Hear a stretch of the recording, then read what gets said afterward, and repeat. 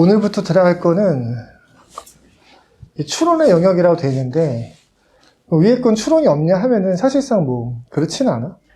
근데 귀납 추론이라고 부를 수 있는, 사실 독해가 귀납 추론이야. 갑자기 뭔 소리일까? 독해가 귀납 추론이라는 게, 예를 들어서 우리가 요약을 하잖아. 요약을 한다는 건 제시문 가에는 포도가 맛있대요, 사과도 맛있대요, 뭐 바나나도 맛있대요. 우리 뭐라고 정리하니? 과일은 맛있다고 하잖아. 사실 이거 일종의 귀납 추론 같은 거거든. 그래서 추론이 없는 게 아니야, 위라고. 근데 여기서 말하는 추론은 연역 추론이에요. 연역 추론은 위에 없지. 연역 추론이라고 하는 건 우리가 대전제, 소전제, 결론이라고 익히 알고 있는, 모든 사람은 죽는다, 대전제. 소크라테스는 사람이다, 소전제. 그치? 소크라테스 죽는다, 결론. 이라고 하는 그 3단 논법이라고 부르는 게 있죠. 그거 가지고 문제를 푸는 거라 이해하셔도 돼요. 원래 연역 추론은 훨씬 넓은 개념이고 복잡한데, 우리가 이제 고등학교 교과 과정 정도에서 이해할 수 있고, 그래서 시험 문제로 낼 수 있는 범위는 제한돼 있어. 그래서 아주 복잡한 논증은 사실상 안 나온다고 보시면 되고, 쌤이 단적으로 이렇게 말씀드릴 수 있습니다. 여기에 속하는 사실추론, 가치추론, 대안지시, 논쟁, 견해는 모두 3단 논법으로 처리가 돼요. 그러니까 사실 여기서 말하는 3단 논법이라고 하면 좁은 의미가 아니고 좀 넓은 의미인데, 이 좁은 의미 같은 소리 하는 거 뭐냐면은, 이 논리학에, 쌤 같은 경우 논리학 같은 거 되게 좋아하는 사람이란 말이야. 그런 거를 자세하게 공부하면은 이게 별별 3단 논법이 다 있어. 근데 그런 좁은 의미 말고 우리가 이제 어떤 원리, 판단의 원리가 존재하고, 얘랑 관련된 대상 팩트가 존재하고, 그럼 이 원리로 대상 팩트를 해석하면 이런 의미가 된다 라는 의미에서 3단 논법이란 뜻이에요. 그렇게 해서 우리가 이 모든 내용들을 정리할 건데, 우리가 분류나 비교 배우면서 표준전개를 배웠죠. 분류의 표준전개, 비교의 표준전개는 달랐습니다. 왜냐면 채점 기준이 다르기 때문이야. 그쵸? 그럼 여기 사실추론, 가치추론, 대안지시, 논쟁, 견해 마다 또 표준전개를 한두 개씩 다 배우면요, 너무 어렵겠죠. 너무 외울 게 많겠죠. 다행히도 그렇지가 않습니다. 왜냐면은 오늘 배우는 A타입과 B타입이라고 하는 그 두 가지 원리는 연역추론 전체에 대응할 수 있는 큰 틀의 원리이기 때문에 오늘 배운 걸로 나머지도 싹 다 처리할 거야. 다른 말로는 오늘 배우는 게 이해가 안 되면은 나머지 거에도 고생을 좀 한다는 뜻이고, 오늘 걸 잘 이해하고 나면은 사실 디테일만 따지면 되는 것이기 때문에 그렇게 어렵지 않을 것이다 라고 좀 말씀을 드릴게요. 그래서 잘 외우라는 뜻이에요. 한번 보자고. 일단은 사례들을 좀 보면서 이게 정체가 뭔지 조금씩 이제 감을 잡아보도록 하겠습니다. 숙명여대 문제야. 가의 문제를 나의 관점에서 설명하세요. 300자. 선생님 물어볼게. 판단 기준은 누구야? 가랑 나 중에? 그치? 판단 기준은 나인 것 같아. 나의 관점에서 가의 문제를 설명하는 거. 그치? 설명의 대상이 얘야. 뭐를 설명해? 가의 문제를 설명하는 거야. 얘 대상이라고 하고요. 써볼까, 우리? 교재 이제. 첫 번째 보시면은, 논제의 사례들이 좀 있죠. 거기 이제 좀 필기하면서 가자. 그럼 나의 관점에서 여기 밑줄 그어놓고 뭐다? 기준. 이렇게 쓰세요. 판단 기준이라는 뜻이에요. 쉽게 말해서 이런 거야. 여기서 뭐라 써있냐면은, 학생은 성실하다 라고 이제 제시문 나를 보니까 주제가 그거야. 모든 학생은 다 성실해요 라고 해보자. 여기 제시문 가에서 뭐라고 하냐면은, 제시문 가에 나타난 뭐 A는 학생이라고 한다. 그럼 결론은 A는 성실하다 겠지. 뭐 이런 내용인 거야. 여기 문제라고 했으니까 사실상 얘는 뭐라고 할 거냐면은 아마도 이렇게 돼 있을 거야. 뭐 자세히는 읽어봐야 알겠지만, A라는 문제는 B라는 원인 때문에 발생한다 가 있거나, 혹은 A라는 문제는 B라는 효과를 혹은 뭐 사후적인 영향을 준다, 이런 게 있는 거야. 판단 원리로. 그런 상태에서 그 A라는 문제랑 관련된 구체적인 문제가 있겠지. 그럼 이 문제에 대해서 얘는 원인이 무엇이다 라고 추론하거나, 이 문제는 이런 식의 나쁜 일을 발생시킬 것이다 라고 추론하거나 라고 우리가 말을 하면 된다는 뜻이죠. 그런 게 이제 우리가 지금부터 배울 연역추론의 가장 기초형이야. 느낌 오니? 그걸 직접 내기도 합니다. 이렇게. 이런 문제 엄청 많아요. 참고로 쌤이 아까 말했던 그 사실추론, 가치추론 이렇게 연역추론의 원리를 풀어낸다는 얘네들을 적용이라고도 부르는데, 대학교에서 적용 유형이다라고 부르는데, 적용 유형은 안 내는 학교가 없어요. 그러니까 비교는 안 내는 학교도 있지, 분류를 안 내는 학교도 있고, 요약을 직접적으로 안 내는 학교야 많지. 근데 적용을 안 내는 학교는 없습니다. 하나도 없어. 그래서 오늘 배우는 A타입과 B타입이라고 하는 그 전개 방식은 여러분이 어떤 학교를 쓰든 필수이고 코어라는 거야, 핵심이라는 거야. 잘 이해를 해야 돼. 얘도 한번 보자. 읽어봐봐. 쌤이 이제 기준이랑 대상 물어볼게.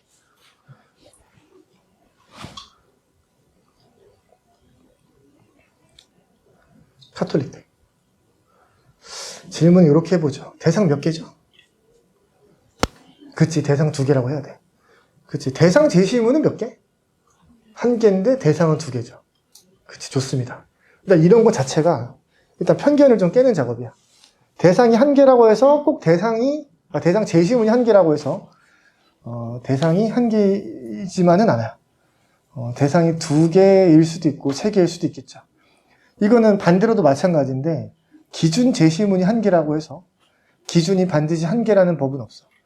그 제시문 안에 학자가 2명이다? 그 2 학자를 모두 따로따로 고려해야 된다? 그럼 기준이 2개겠죠. 기준 제시문은 1개인데 얼마든지 이럴 수 있습니다.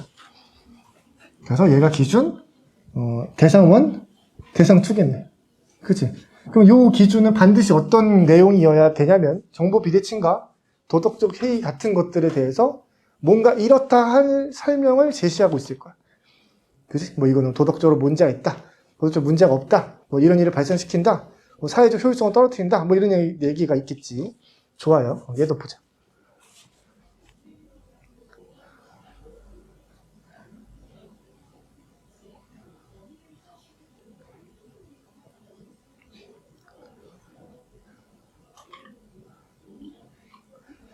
우리가 항상 먼저 하는 것은 기준과 대상의 구분이야. 그게 제일 중요해. 기준은 누구예요?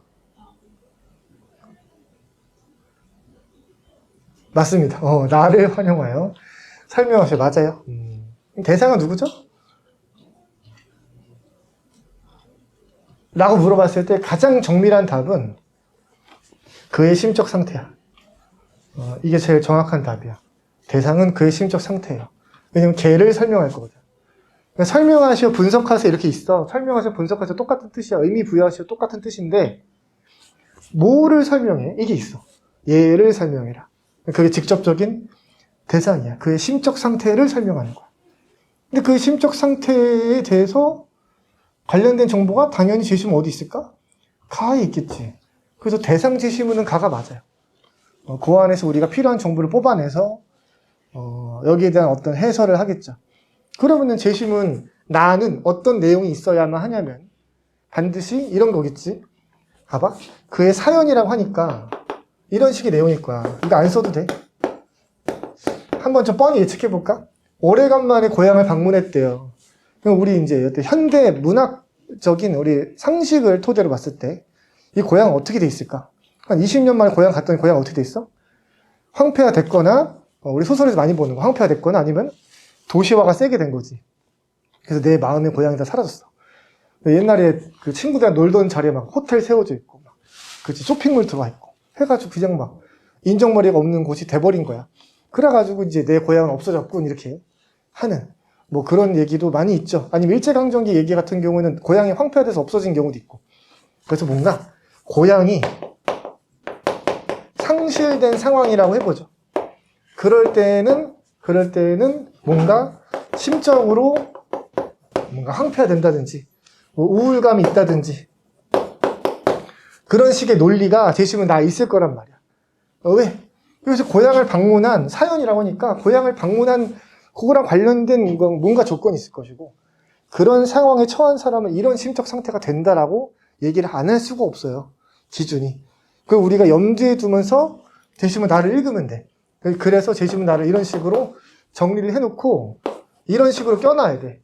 왜냐면 이건 나중에 자세히 볼 건데 이 판단 원리로 제시문 가에 나타난 요 글을 다루는 건데 얘 보니까 자기 고향이 예를 들면 A라는 도시에 갔더니 옛날엔 도시가 아니고 시골이었겠지. 거기 갔더니 완전히 도시화가 많이 되어서 이게 그 사람한테는 뭐야?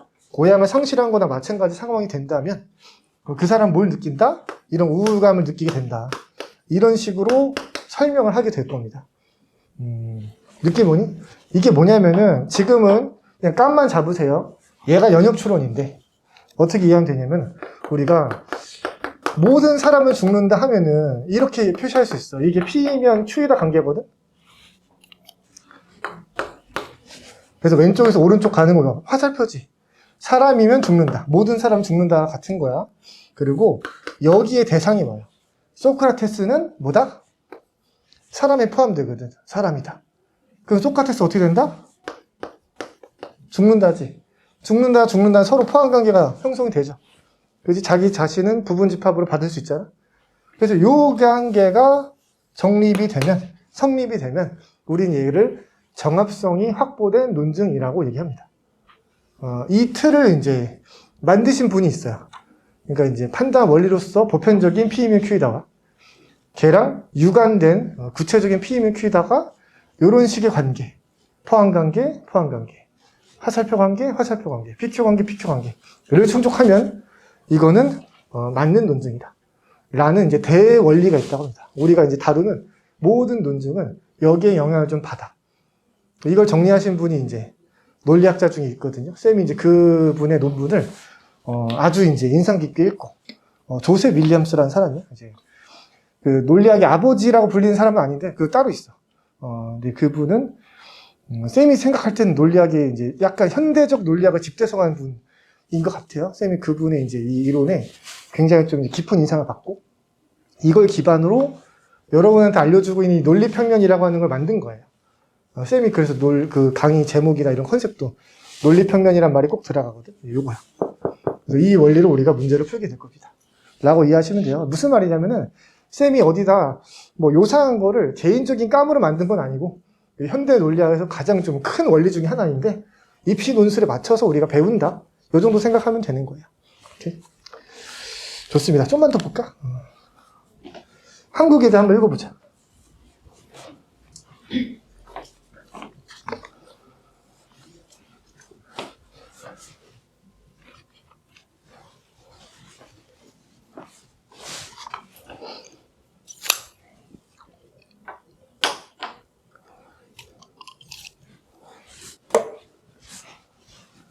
기준 누구야? 맞습니다. 보기의 논지가 이제 기준이 되겠죠. 어떻게 알았어? 이를 바탕으로라고 돼 있거든. 이 기준을 나타내는 말들이 여러 가지가 있어. 제일 대표적인 게 뭐 가를 바탕으로, 가의 관점에서, 가를 참고하여 등등이 있어요. 써주세요. 지금 쓰라고 쌤이 불러준 거야. 가를 바탕으로, 가의 관점에서, 가를 참고하여. 가장 대표적인 것들이. 이거 말고도 많아.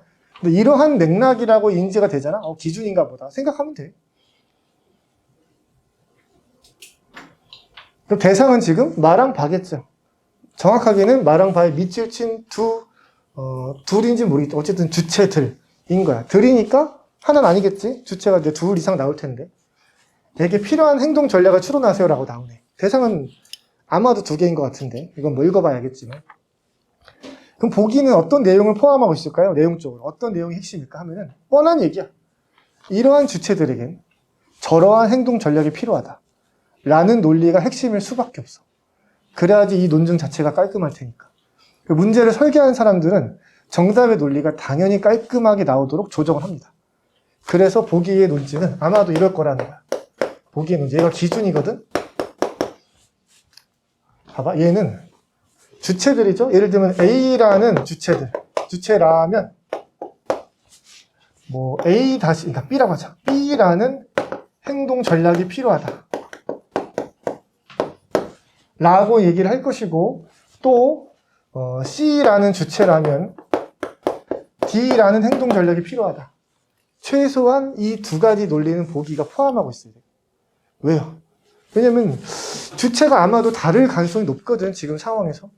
그러면 서로 이질적인 주체들 간에 행동 전략도 다를 거야. 그러니까 이제 그걸 추론하라고 따로따로 시켰겠지. 물론 읽어봐야 알겠지만 그런 상황이니까 아마도 보기는 이런 다른 주체들의 상황에서는 다른 행동 전략이 필요하다는 얘기를 하겠죠. 라고 우리가 논제에서 기준의 내용을 어느 정도 예측하고 들어갈 수 있어.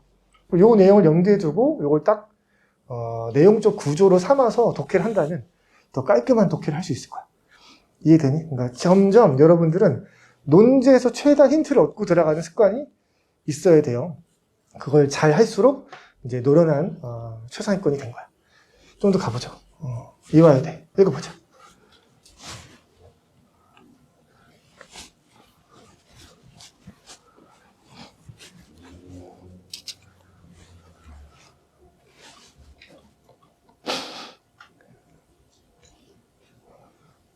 선생님 다른 질문 해볼게 이번엔. 기준을 먼저 써야 될까 대상을 먼저 써야 될까? 이와야 돼. 맞습니다. 왜냐하면 기준 먼저 써야죠. 다의 주요 개념을 정리하고 이거 먼저 보고 다의 주요한 개념이 뭘까? 다에는 주요한 개념이 나타나겠지. 아직 뭔지 모르잖아. 근데 알 수 있어 뭐야? 유사성이라는 개념일 수밖에 없어. 얘를 정리하고 여기 쉼표 보이지? 슬래시 거 봐. 슬래시 거 봐. 그럼 얘 정리를 먼저 하라는 뜻이야. 그러니까 뭔가를 시킨 상태에서 쉼표가 있잖아? 슬래시 긋고 걔가 첫 번째 채점 기준이야. 첫 번째 채점 기준은 이렇게 돼 있다고. 다의 주요 개념을 잘 정리했나요? 이렇게 돼 있어. 그럼 그걸 읽고 그게 대응하는 내용이 우리 글에 있는지를 검토하는 게 우리 채점자가 첫 번째로 할 일이야. 무슨 말인지 이해되니? 논제가 우리한테 물어본 순서 중에 이렇게 쉼표가 처리가 돼 있으면은 걔가 채점 기준이 분할돼 있다는 뜻이야. 그럼 걔가 첫 번째 채점 기준을 우리가 인지한 상태에서 채점자가 우리 글을 읽을 거야. 그럼 얘가 먼저 있는지 파악한다고. 근데 첫 번째 대목을 읽으니까 1문단 읽으니까 얘가 없어? 그럼 채점자 뭐라 반응하는지 알아? 안 썼나? 안 썼으면 떨어뜨리게. 뒤에 가서 또 나오잖아? 그럼 왜 이제야 썼어? 이거 정리하라고 먼저 시켰는데? 이렇게 돼. 그러니까 이렇게 돼 있으면 이거 먼저 쓰라는 거야. 이 순서를 무시하고 순서를 바꾸는 것이 절대 불가능은 아닌데 쌤이 웬만하면 그냥 지키라고 할 거야. 안 지켜도 되는 경우도 있나요? 쌤이 나중에 이렇게 좀 특수한 경우들이 있거든? 그때는 이거 우리가 훨씬 더 유기적인 구성을 보여줄 수 있을 때는 그 자신이 있으면 바꿀 여지가 있는데 사실상 이제 웬만하면 그렇게 하지 말고 그냥 그들이 기대하고 예상하는 바대로 흘러가 주세요. 채점자를 편안하게 하는 길이야. 그러니까 뭔가 특이하게 하려고 하지 말고 그냥 뻔히 예측되는 대로 쓰세요. 알겠죠? 좋습니다. 그래서 우리는 기준을 먼저 쓰게 되고 그 개념은 유사성일 수밖에 없어. 왜냐면 유사성의 시각에서 얘를 볼 거기 때문에 당연히 얘가 주요 개념일 것이고 그래서 세잔의 작품을 설명하라네. 세잔은 우리가 이제 알고 있기로 아마도 화가이겠죠. 화가인 세잔의 그림을 보면 아마도 유사성의 개념이 적용되어 있는 그림이 나오겠지. 그 지금 유사성의 개념은 예를 들면 뭐 이것을 의미한다가 있을 것이니까 세잔의 작품은 이런 것을 의미한다라고 우리가 해주면 되겠네. 좀 뻔한 내용이죠. 비슷한 질문 한 번 더 던져보겠습니다. 우리가 아까 지나갔는데 이 한국인의 문제는 기준부터 쓸까 대상부터 쓸까? 얘도 그치 기준부터 쓰겠죠. 왜냐면 여기 요약하고 쉼표가 있기 때문이야. 슬래시 보세요. 그 논제에서 쉼표가 있으면은 민감하게 반응해야 돼. 채점 기준 분할을 의미하니까 웬만하면 얘를 먼저 써둬야 된다. 반강제라고 보시면 돼요. 오케이, 좋습니다. 넘어가서요. 다음 거 보자. 서강대학교 한번 읽어보세요.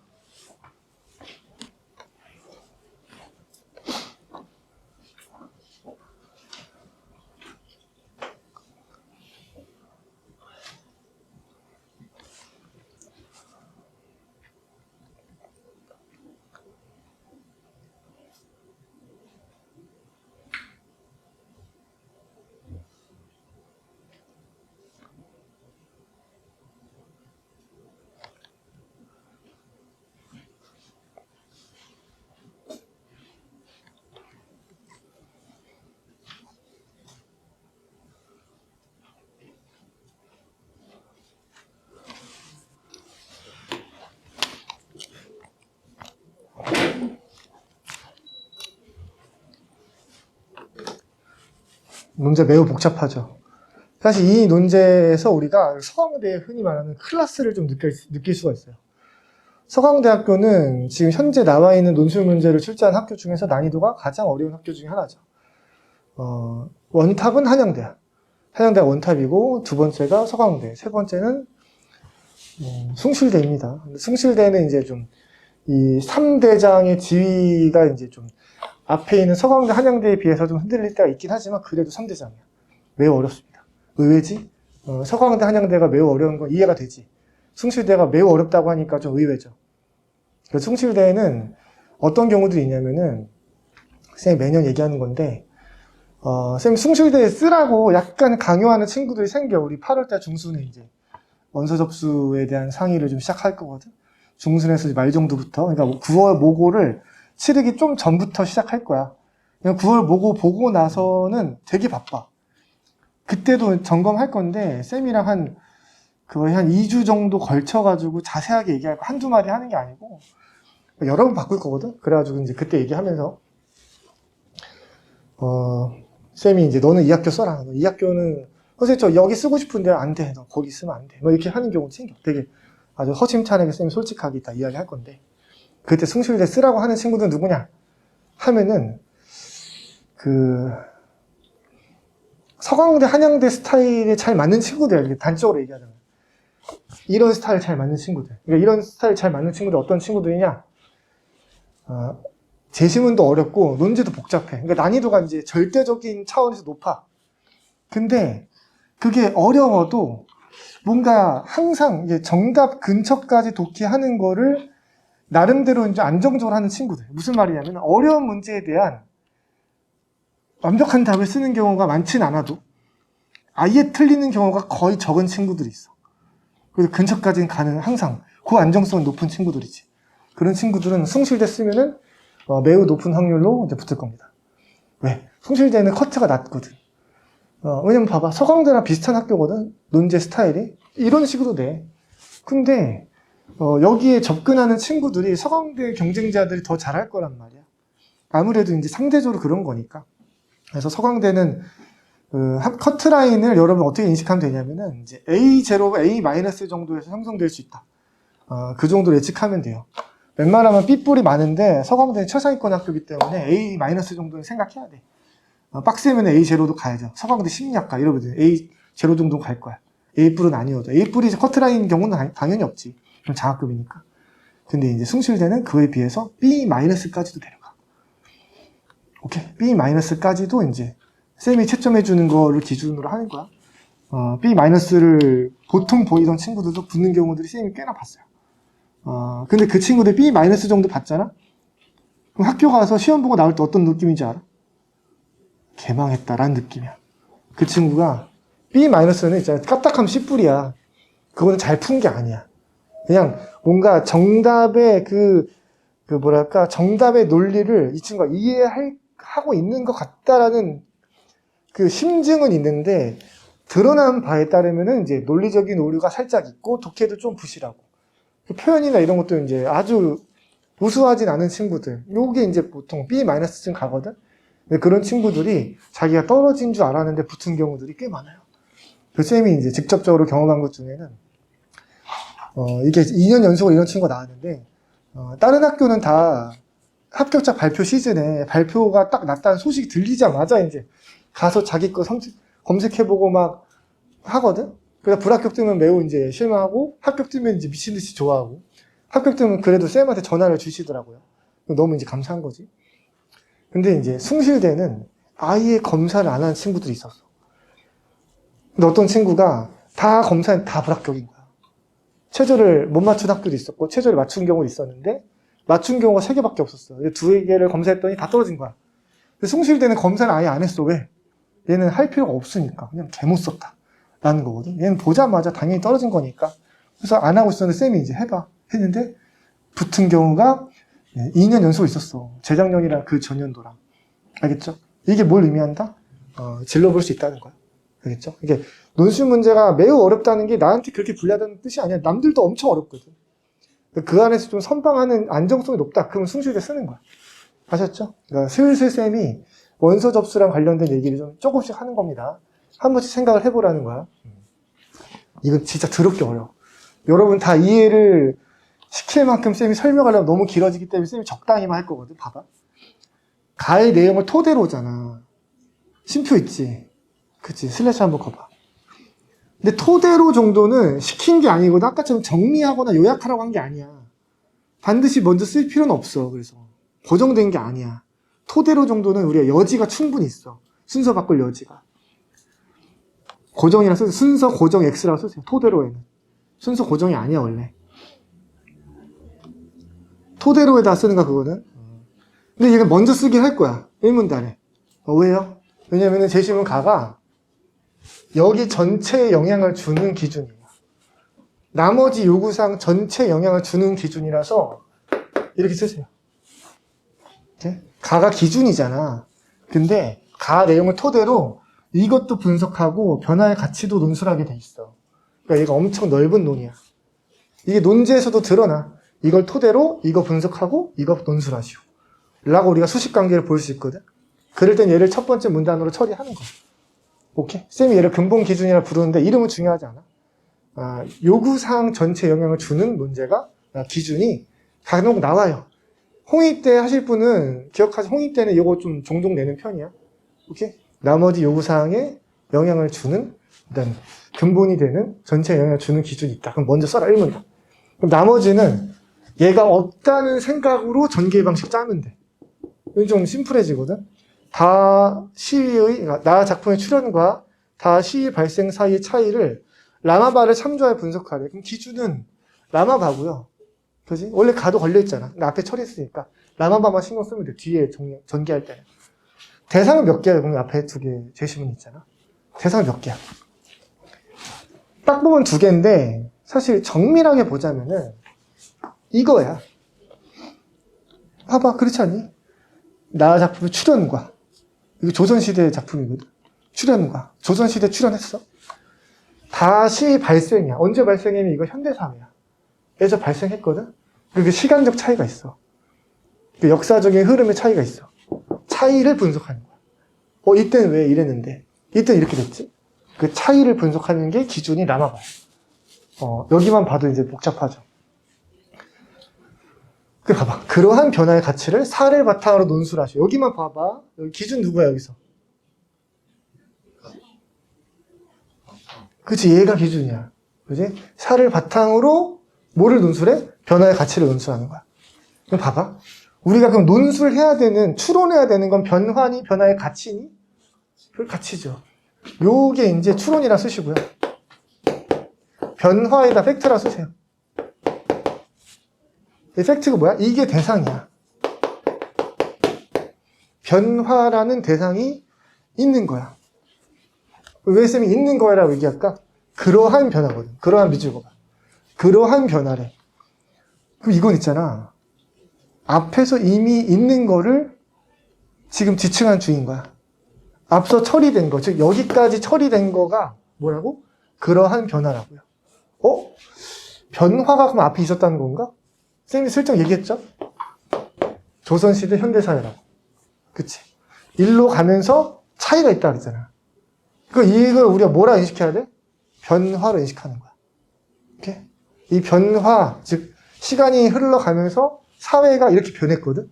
그래서 차이가 발생했거든. 에 대해서 세 개로 분석을 했는데, 의미부여를 했는데, 이러한 변화가 이러한 가치를 갖는데, 라고 지금 사로 설명할 수 있다는 거죠. 그럼 제시문 4는 이런 내용일 수밖에 없어. A라는 변화가 발생하는 것은 B라는 가치를 갖는다. 요게 제시문 4의 내용적 구조일 수밖에 없어. 그렇게 나올 거야. 그럼 여기에 우리 껴맞춰가지고 이 앞서 분석한 요 이제 뭐 C라는 변화를 여기에 이제 껴맞춰가지고 분석을 하는 거지. 얘는 여기에 속하니까 이런 가치를 가질 것이다. 라고 우리가 분석해서 추론을 하는 거야. 이런 식의 구조입니다. 복잡하죠? 그래서 서강대학교, 한양대학교 이런 학교들이 논제가 좀 이렇게 많이 꼬여있다. 그래서 좀 난이도가 높게 느껴지거든요. 실제 난이도도 높고요. 쌤이 이런 말씀을 드리고 싶어요. 논제가 복잡한 학교가 쌤이 단원학원인데 여러분이 붙기 쉬운 학교예요. 왜일까요? 예를 들면 경희대학교 논제가 되게 심플해. 변하지도 않아. 논제가 변하지도 않아. 한 10년 동안 고정이거든. 물론 경희대학교는 최근에 논제 변화가 좀 세게 있어서 최근에 바뀐 걸로 고정이 있는데 어쨌든 논제가 고정돼 있어. 누구나 다 알고 온다고. 이런 학교는 절대로 예측을 못해. 올 때마다 다르니까. 근데 고정된 학교도 있잖아. 근데 고정된 학교는 남들도 논제에 대한 대응법을 다 알고 와. 근데 이렇게 그때그때 다른 학교는 다 처음 뚜껑 열어봐야 처음 보는 논제들인 거야. 그래서 우리는 논제 분석에 대해서 남들보다 훨씬 더 많이 연습하고 할 거기 때문에 논제가 복잡한 학교가 여러분이 유리할 거야. 붙기 쉬운 학교가 뭐다? 겁나 어려운데 나 혼자 잘 풀어. 제일 붙기 쉽죠. 갔는데도 막 엄청 쉬워. 남들도 잘 풀어. 이게 박터지는 거야. 알겠죠? 그래서 원서 접수할 때 여러분이 이 학교는 내가 풀어보니까 막 겁나 빡셌다. 내가 풀 때 어려웠다. 로 기피하면 안 돼. 남들보다 얼마나 유리할지가 기준이 되는 거야. 아셨죠? 쌤은 그리고 기본적으로 문제가 쉬운데 경쟁이 빡센 학교가 제일 어렵다고 얘기해. 예를 들면 이화여자 대학교야. 이화여자 대학교가 이제 인기가 많은데 문제는 거기에 비해서 되게 쉬워. 그러니까 얘는 엄청 어렵잖아. 이화여자 문제 되게 쉽다고. 그러니까 되게 쉽다는 것도 상대적인 거지만 절대적으로 봐도 중상이 아니야. 중정도야. 그러다 보니까 이화여자는 어떻게 되냐면 박 터지는 싸움이 돼. 거기는 그러니까 커트라인이 A0 정도라고 생각해야 돼. A뿔은 아닌데 A0 정도 받아야 꼴찌로 붙어. A뿔 나와야 안정적으로 붙는 거야. 아셨죠? 그래서 이화여자 문제 풀어보니까 쉬운데? 이다 써야지. 안 된다고. 이 친구는 누가 써야 돼? 기복이 없는 애가 써야 돼. 기복이 없고 디테일을 잘 잡는 애가 써야 돼. 이게 스타일에 맞춰서 자기 어디를 쓸지 정하는 거야. 이게 오래 걸리기 때문에 쌤이랑 2주, 3주 얘기를 한다 이렇게 생각하면 돼. 알겠죠? 그걸 위해서 여러분이 지금 쌤이랑 데이터를 쌓아 나가는 중이야. 여러분의 점수 데이터도 있고 쌤이 여러분 그 재첨작 직접 하죠. 그 이유가 여러분의 글을 때 내가 직접 자세히 알고 있어야 돼. 그래야 정밀하게 정해주는 거야. 알겠죠? 이거 보면 이제 마음이 편하다. 연세대 봐봐. 재심은 나와 다의 각각의 관점에서. 기준이네. 기준 두 개네. 각각이니까 따로따로 생각해야겠네. 기준 두 개를. 라 실험 결과를 설명하셔. 얼마나 심플하니. 기준 두 개 대상 하나. 지금 몇 문 단어 쓰지 이렇게 물어보진 않아. 선생님이 다음 주만 돼도 몇 문 단어 써야 돼 이렇게 물어볼 거야. 모든 논제에 대해서. 오케이? 좋습니다. 넘어가세요. 이제 조금 더 이제 심화적인 얘기로 들어가 볼 거야. 여러분 교재 보시면 다 써 있어. 근데 지금 읽어볼 필요는 없고 복습 때 읽어보시면 돼요. 여러분 복습할 때 다 자세하게 이제 보시라고 쌤이 글로 써놓은 거고 수업 때는 칠판 보고 생각하면 돼. 가나다의 요지가 이렇게 써 있어. 한번 쭉 읽어봐. 가나다. 쌤이 문제를 낼 거야.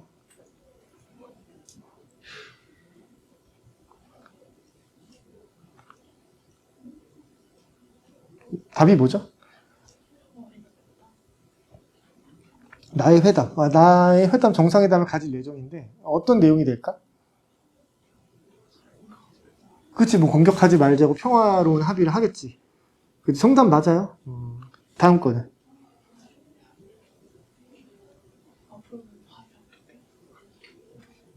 이건 좀 더 생각해 봐야 되거든.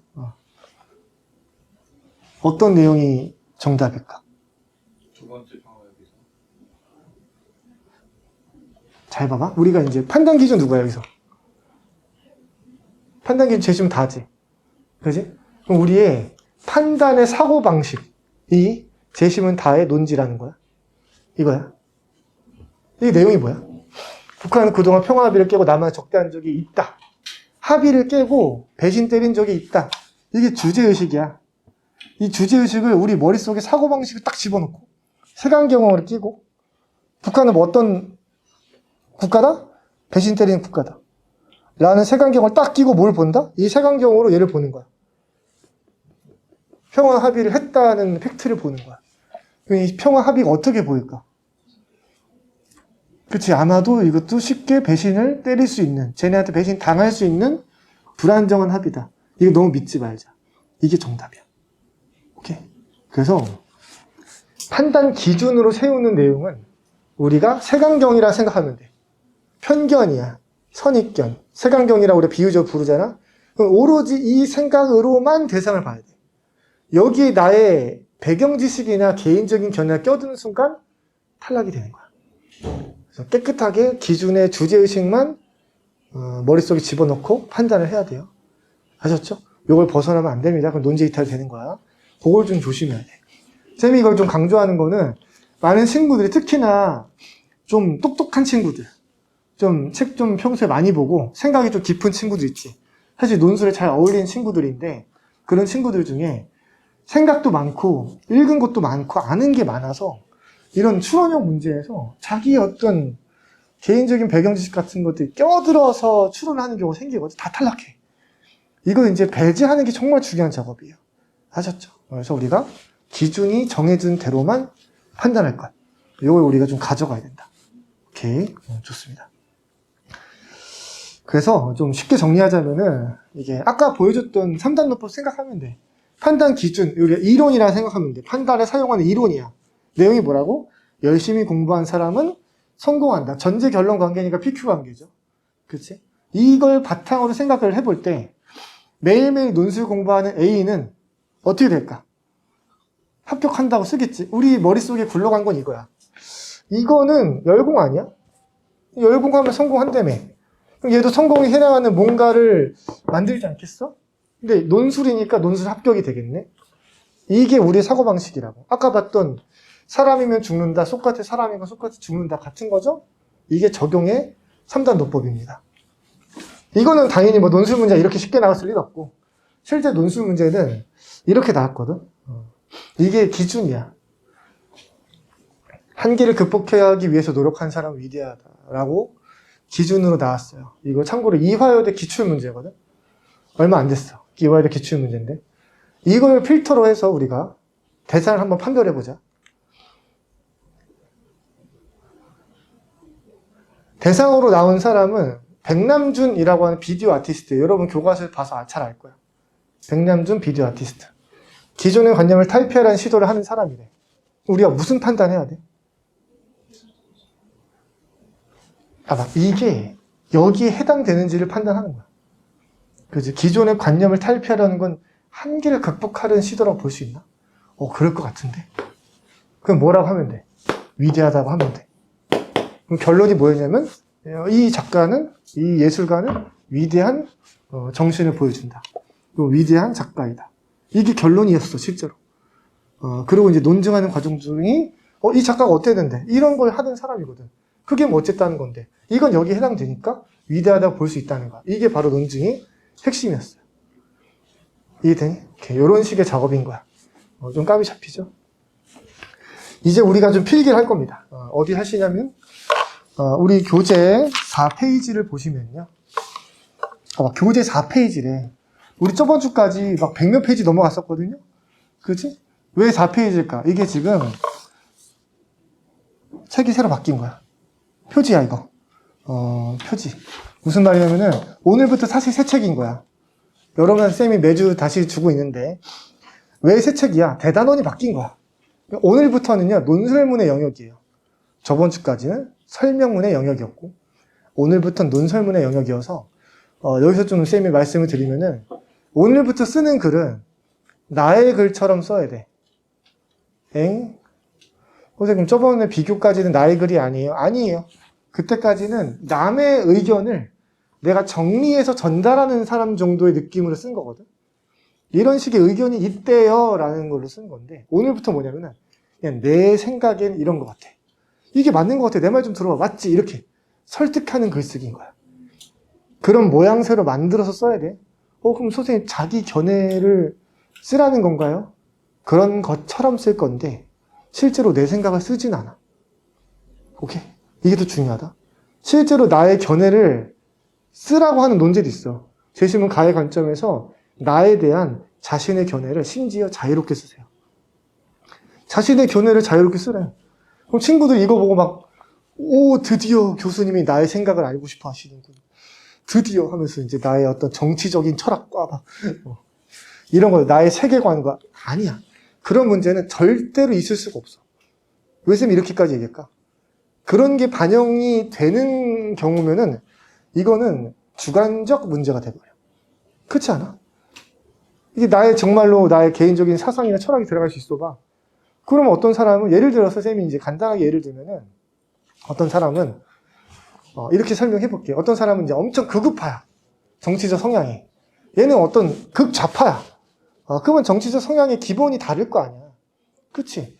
그래서 어떤 친구는 극우파의 사상을 담아가지고 썼어. 어떤 애 극좌파의 사상을 담아서 썼어. 둘 다 겁나 잘 썼는데 한 명만 뽑아야 돼. 이 두 사람은 논술의 어떤 기술적 실력은 차이가 없어 보이고 사상의 내용만 다른 거야. 그럼 뭐야? 사상 검증할 거야? 교수가? 나는 이제 우파 교수니까 우파를 뽑아야지. 이럴 거야? 그런 게 불가능하거든. 그래가지고 자기의 개인적인 사견을 넣는 경우는 아예 없고요. 다만 뭐야? 그렇게 보이도록 우리가 만들어줘야 돼.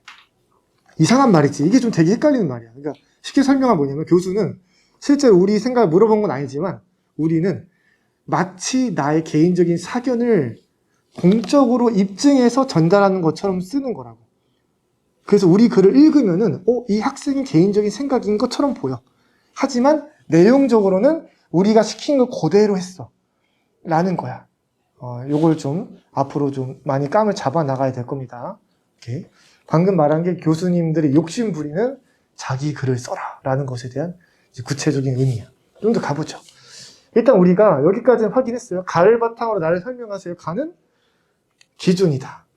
나는 대상이다. 그리고 설명한 내용이 뭐다? 정답이다. 그치? 그 다음 기준은 우리가 뭐라고 이해했다? 대전제다.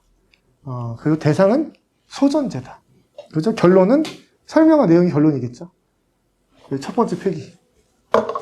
그러면은 기준제시문 가의 주제의식이 우리 논증의 대전제로 작용하는 게 맞습니까?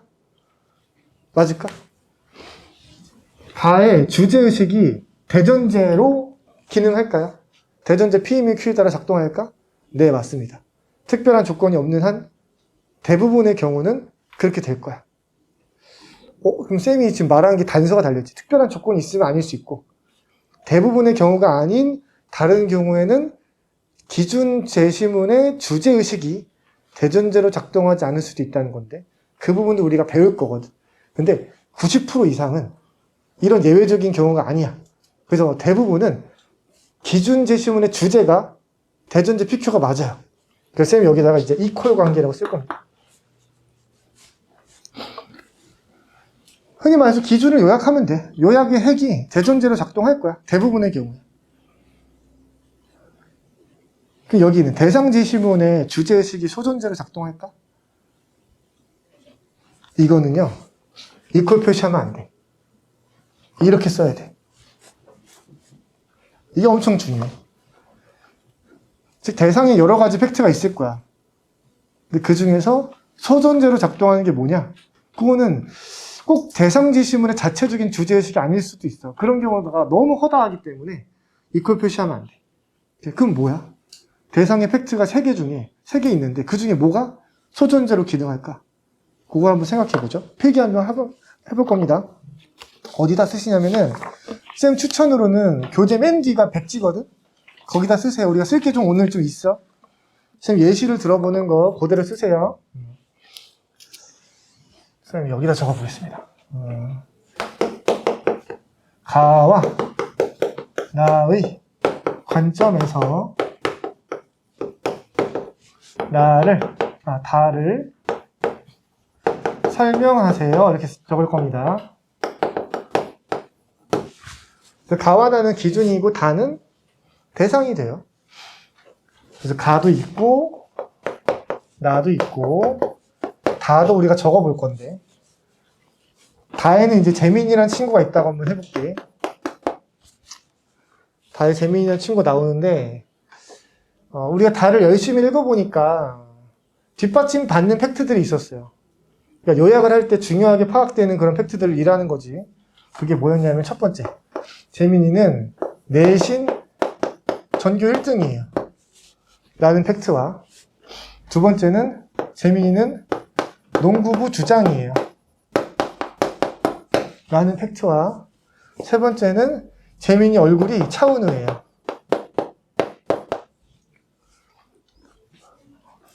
라는 한번 어마무시한 상상 속의 인물 한번 만들어 보죠. 얘네 세 개는 다 뒷받침을 강하게 받은 대목들이어서 우리가 요약할 때는 반드시 이 세 개가 주축으로 들어가야 돼요. 한번 물어보죠.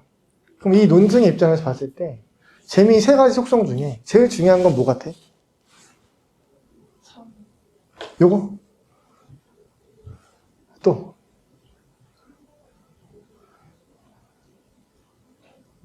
마침 우리가 제시문 다를 100% 정확하게 읽어보니까 다의 주제의식이 정확하게 판별되었는데 그게 뭐였냐면은 이거였어. 재민이 얼굴이 매우 잘생겼다라고 하는 그 팩트가 주제의식으로 나왔어요. 그리고 우리는 다를 요약할 때는 무조건 얘가 첫 문장 나와야 돼. 그런 상황이야. 다시 물어볼게. 그러면은 우리가 이 글을 쓸 때 다의 팩트를 쓰겠죠. 이 중에서 제일 중요하게 여겨지는 팩트가 뭘 것 같아?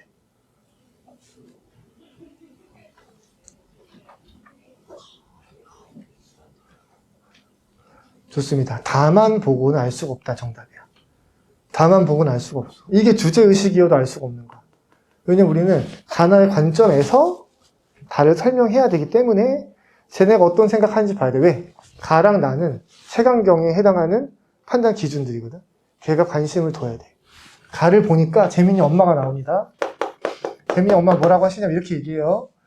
공부를 잘 해야지 착한 사람이다 라고 합니다. 이게 가의 주제의식이에요. 그럼 다시 한번 물어보죠. 그러면 재민이 엄마의 관점에서 봤을 때 재민이의 세 가지 속성 중에서 중요한 팩트는 뭐죠? 그치, 내신 1등급이라는 거지. 바로 나오지. 그치, 우리가 다를 먼저 보면은 뭐가 중요한지 아무리 열심히 봐도 몰라요. 근데 기준을 읽고 오잖아? 바로 보입니다. 실제로 우리가 어떻게 볼 거냐면은 얘를 먼저 안 읽고 얘를 먼저 읽을 거야. 그럼 주제의식이 나오지. 공부 잘하면 착한 아이라고. 우리가 그 생각만 머릿속에 둬. 공부 잘하면 착한 아이다. 공부 잘하면 착한 아이다. 라는 거를 우리가 필터로 잡아서 여기에 연관된 팩트가 있으면 거기 밑줄 그어야지 라는 생각으로 다를 읽는 거야. 그럼 공부 잘한다는 내용이 나오거나 착하다는 내용이 나오면 밑줄 그을 거야. 봤더니 착하다는 내용은 없었는데 공부 잘한다랑 관련 있는 팩트가 보여. 그게 얘인 거야. 그럼 거기에다가 우리가 밑줄을 긋게 될 거야.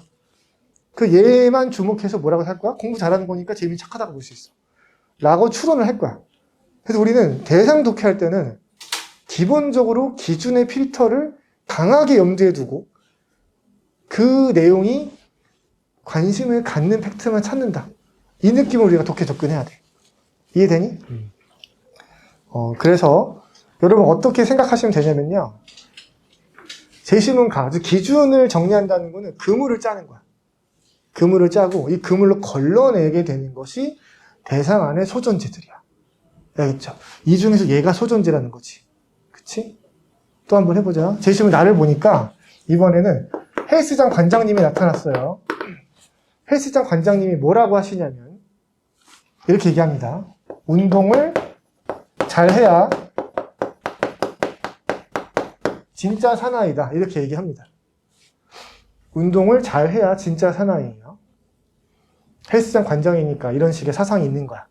라고 한번 생각해 볼게. 그러면은 이 관장님 입장에서 재민이한테 중요한 팩트는 뭐죠? 그래서 농구부 주장이라는 거야. 공부 잘하는 거 관심 없고 얼굴 생김새에 관심 없어요. 관장님은 오로지 이 생각만 하는 거야. 그렇지? 여기 또 이제 동그라미 치고 얘 뭐야? 얘 소존재인 거야. 얘 가만 보자. 그러면은 얘는 내신 1등급 요거는 내신 1등이다. 이거는 관장님 입장에서는 중요한 팩트가 아니지. 그렇지? 그래서 얘는 뭐냐면은 가의 소존재고요. 얘는 나의 소존재인 거야.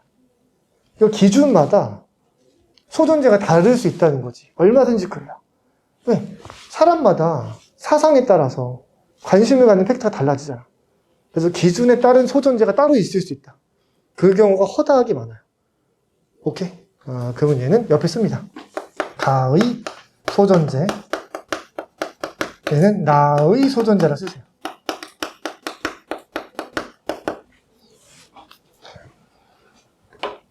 그러면 있잖아. 결국에는 얘는 선택받지 못했어. 이 두 기준이 모두 얼굴 생김새에 대해서는 관심이 없었단 말이야. 그럼 얘는 소존재가 아니죠. 그치? 그럼 우리가 이 글을 쓸 때 얘를 쓸까 안 쓸까? 쓰지 않습니다. 그래서 X표 치세요. 심지어 어떤데도 얘가 제시문 다의 주제문이었는데도 불구하고 얘는 우리 원고지에 한 글자도 쓰면 안 돼. 왜요? 그럼 얘를 등장시키면 어떻게 되는 줄 알아? 재미 얼굴이 차은우에 엄청 잘생겼대요. 라는 얘기 쓰잖아? 근데 그 팩트에 대해서 얘랑 얘가 해석을 못 해. 그러니까 설명이 안 돼. 왜? 얘네들은 이 생각만 하고 이 생각만 하거든? 그러니까 설명할 논리가 없는 거야. 설명할 논리가 없는데 팩트 등장시키면 뭐해? 군더더기야. 논증에 작동을 안 하거든? 그러니까 얘가 지금 들어가는 족족 다 감점이 된다는 거지. 이걸 쓸 때 만약에 허용되는 경우가 있다면 이런 애들을 보강하기 위한 보조 정도로 쓰이면은 그게 이제 오케이고. 근데 지금 관련이 없잖아. 얘 보강 못 할 거 아니야, 얘가. 그치? 그러면 쓰면 안 되는 거야, 절대로. 쓰면 바로 감점이야. 얘를 걸러내는 게 우리가 굉장히 중요한 작업이야. 좋습니다. 그럼 볼게. 다시 와서 아까 필기한 대로. 대전제는 뭐라고 생각하면 되냐면은, 이 보편적인 원리거든? 원리 원칙이야. 이론이라고 생각하면 되거든. 여기 이론이라고 써봐. 이론이야. 보편적인 원리 원칙이다. 그럼 대상 소전제는 뭐냐? 대상 안에 있는 소전제. 얘는 뭐냐? 이 보편 원리랑 관련되어 있는 팩트예요. 관련에다 미치고. 여기다 보편 원리와 연동을 시켜주세요. 보편 원리와 관련된 팩트가 곧 소전제거든. 그래서 소전제 여기가 이퀄 표시야. 굉장히 중요합니다. 그래서 우리는 기준을 먼저 읽고 관련된 팩트를 찾고 이 팩트를 여기다가 집어넣으면 나오는 결론이 있어. 그게 바로 정답이 될 거야. 이 관계라서 우리가 함수 관계라고도 불러. 얘가 함수고 x를 집어넣으면 y 나오죠? 그 느낌으로 이제 정답을 뽑아내면 돼.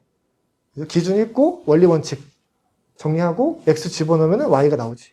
요 관계야. 그래서 이걸 적용이라 부르는 이유도 요거 때문이야. 팩트를 원리에 적용한다. 나오는 해석이 정답이다. 이해됐죠?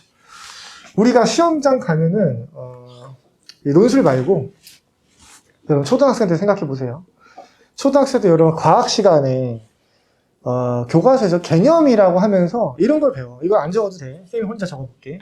교과서에서 물이 100도씨가 되면은 끓는다 이런 걸 배워. 이런 우리가 개념이라고 외워요. 이해하고 외웁니다. 그리고 이제 시험장 가잖아? 그럼 시험지에 이렇게 써 있어.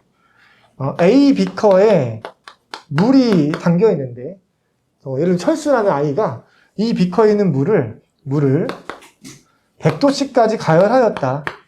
그 다음에 이 물에 대한 설명으로 올바른 것을 고르세요. 이렇게 문제가 나와. 우리 자주 풀어봤던 문제야. 그럼 철수는 이 작업을, 학생은 어떻게 작업을 하냐면은, 물을 100도씨까지 끓였다고? 그럼 머릿속으로 뭐 한다? 이거랑 관련된 개념으로 뭘 배웠지? 머릿속으로 서치해. 그 중에서, 얘랑 관련되어 있는 개념 중에 이걸 배운 것 같아. 라고 정확한 개념을 정확하게 떠올려.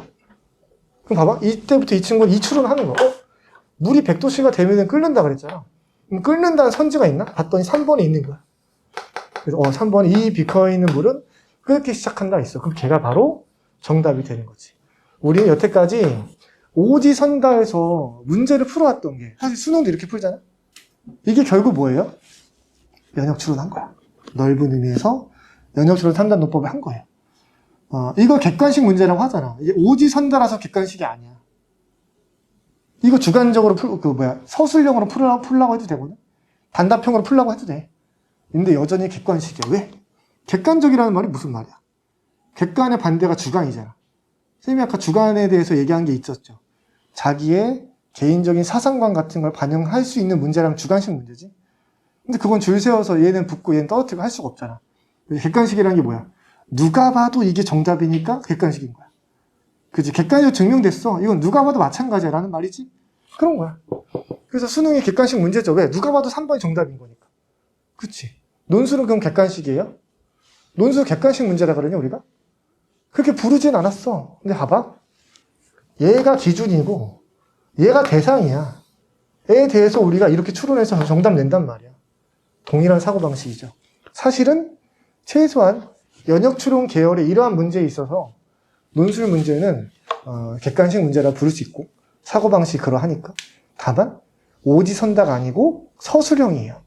그래서 객관식 서술형 문제라고 봐도 이제 과언이 아니다. 이렇게 말씀드릴 수 있어요.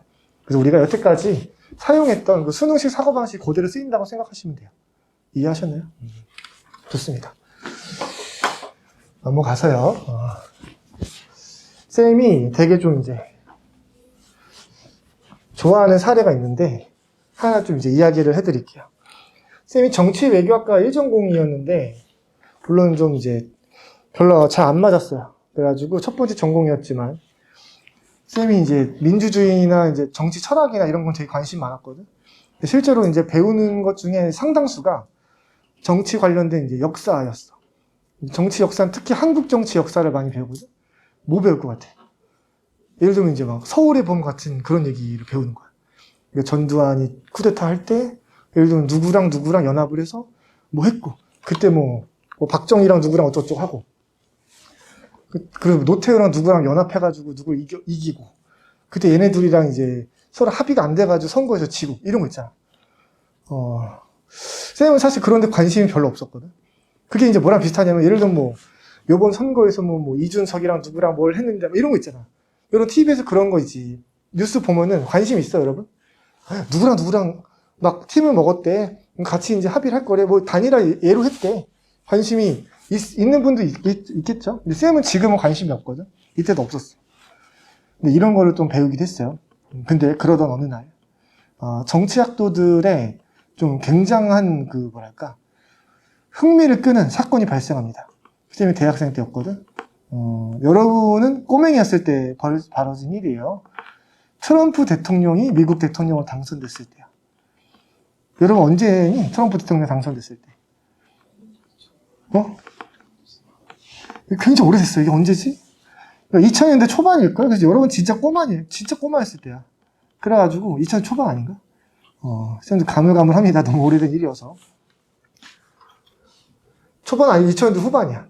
쌤 대학생 때니까. 그때쯤 일이거든. 근데 있잖아 이게 그 당시에 너무 깜짝 놀란 일이었어요. 쌤 여기 써볼게. 여기다 한번 써볼게. 트럼프가 당선이 됐는데 쌤이 이제 여기 딱 정확하게 기억하는데 이 당시 한국의 이런 정치학자들도 트럼프가 당선될 겁니다라고 대놓고 예측하던 사람이 거의 없었어.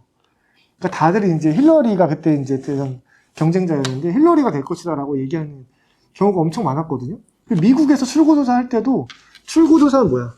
출구조사면 이미 선거하고 나서 투표하고 나와서 조사하는 거거든. 거기서도 트럼프가 다 낙선되는 걸로 나왔어. 그 미국에서도 거의 다 이제 힐러리가 될 것이다라고 예측하던 시기였거든. 근데 트럼프가 된 거야. 그래가지고 너무 깜짝 놀란 거지. 전 세계가. 시장도 깜짝 놀랐고. 야, 봐. 이런 일이 발생하면은 사람들이 궁금해할 거 아니야. 트럼프가 왜 당선됐을까? 에 대해서 우리가 궁금하면은 우리가 꼬맹이였을 때 지식인에 물어볼 수 있잖아. 그렇죠. 물론 지금 우리가 지식인에 물어보지 않죠. 그럼 여러분은 지금 잘 모를 테니까 트럼프가 왜 당선됐는지 궁금한데 누구한테 물어봐? 전문가한테 물어보잖아. 그렇지? 그럼 이 전문가 누군데? 정치학 교수들이야. 그렇지 않을까? 그럼 막 기자들이 정치학 교수들한테 물어볼 거 아니야. 뭐 서울대 정치학 교수, 뭐 어디 정치학 교수한테 전화해서 메일 보내서 물어보잖아. 트럼프가 왜 당선됐는지에 대해서 교수님이 고견을 묻고 싶습니다. 근데 교수님들이 궁금할 때 어떻게 할까? 예를 들면 자기가 전화 받은 서울대 정치학과 교수라고 쌤이 가정해볼게. 근데 이런 거지. 봐봐. 쌤이 그냥 약간 가정에서 얘기하는 거야. 약간 재밌자고. 자기도 몰라. 자기가 서울대 정치학 교수인데 나한테 전화해서 물어봤는데 오씨 왜 붙었지 얘가? 왜 당선됐지? 와 대박이네. 이러면서 자기도 이제 놀라워하고 있어. 근데 그런 메일을 받아. 내가 답변을 해줘야 돼. 근데 거기다 대고 이제 나도 모르는데 할 수가 없잖아. 그럼 탐구를 할 거란 말이야. 그렇다가 자기가 물어볼 수도 없어. 왜냐면 자기가 그 교수야. 그러니까 물어볼 사람이 없어. 그럼 어떻게 할까 학자들은? 에 대해서 한번 탐구해보죠. 재밌습니다. 봐봐. 이렇게 할 거야. 학자들은 일단 이 사건이 지구상에서 처음 있는 일이었기 때문에 이거랑 똑같은 일은 여태까지 반복된 적이 없었죠. 근데 이거랑 비슷한 일이라고 범위를 넓히잖아. 그러면은 여태까지 있었을 거야. 이런 일이. 그걸 참고해야 되거든. 봐봐. 이렇게 할 거야. 트럼프 당선을 일반화시켜. 그때 당시에 트럼프가 어떤 사람이었고 그 사람한테 그 사람 당선됐다는 건 대중의 지지가 몰렸다는 뜻이거든. 근데 그 당시 어떤 사람이었냐면은 약자에 대한 배려를 좀 줄이려는 사람이었어요. 약자 배려를 그러니까 다른 것도 많겠지만 좀 이제 단적으로 러프하게 일반화시켜보자 이런 사람이 이미지가 되게 강했어. 예를 들면 당시에 미국에 이제 한참 논의되던 문제 중에 하나가 그 멕시코 계열의 사람들이나 이제 미국은 땅덩어리 넓고 멕시코랑 이제 국경을 접해 있잖아. 그래가지고 그 흔히 말하는 불법 이민자가 되게 많아요. 그런 사람들에 대해서 그동안은 이제 오바마 정권이었기 때문에 트럼프 당선 전에는 오바마가 2번 했거든. 연속으로 당선돼가지고 2번 하면서 거의 한 10년을 한 거야. 근데 그 동안에 약자에 대한 배려가 꽤나 높았던 사회였거든요. 흑인 대통령이니까 약자 배려를 많이 해줬지. 근데 이제 그때 트럼프는 그러지 말자.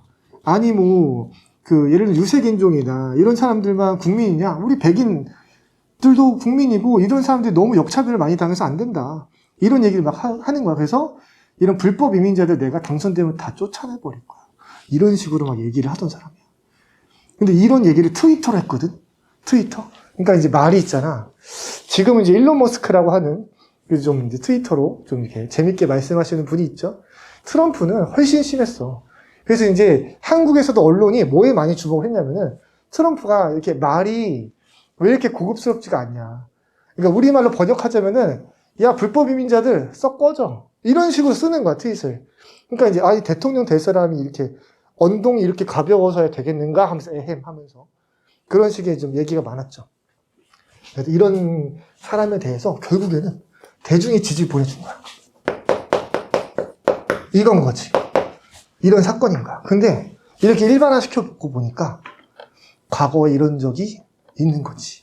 약자 배려를 줄이려는 사람한테 대중이 선택을 보내는 그런 사건들이 있는 거야.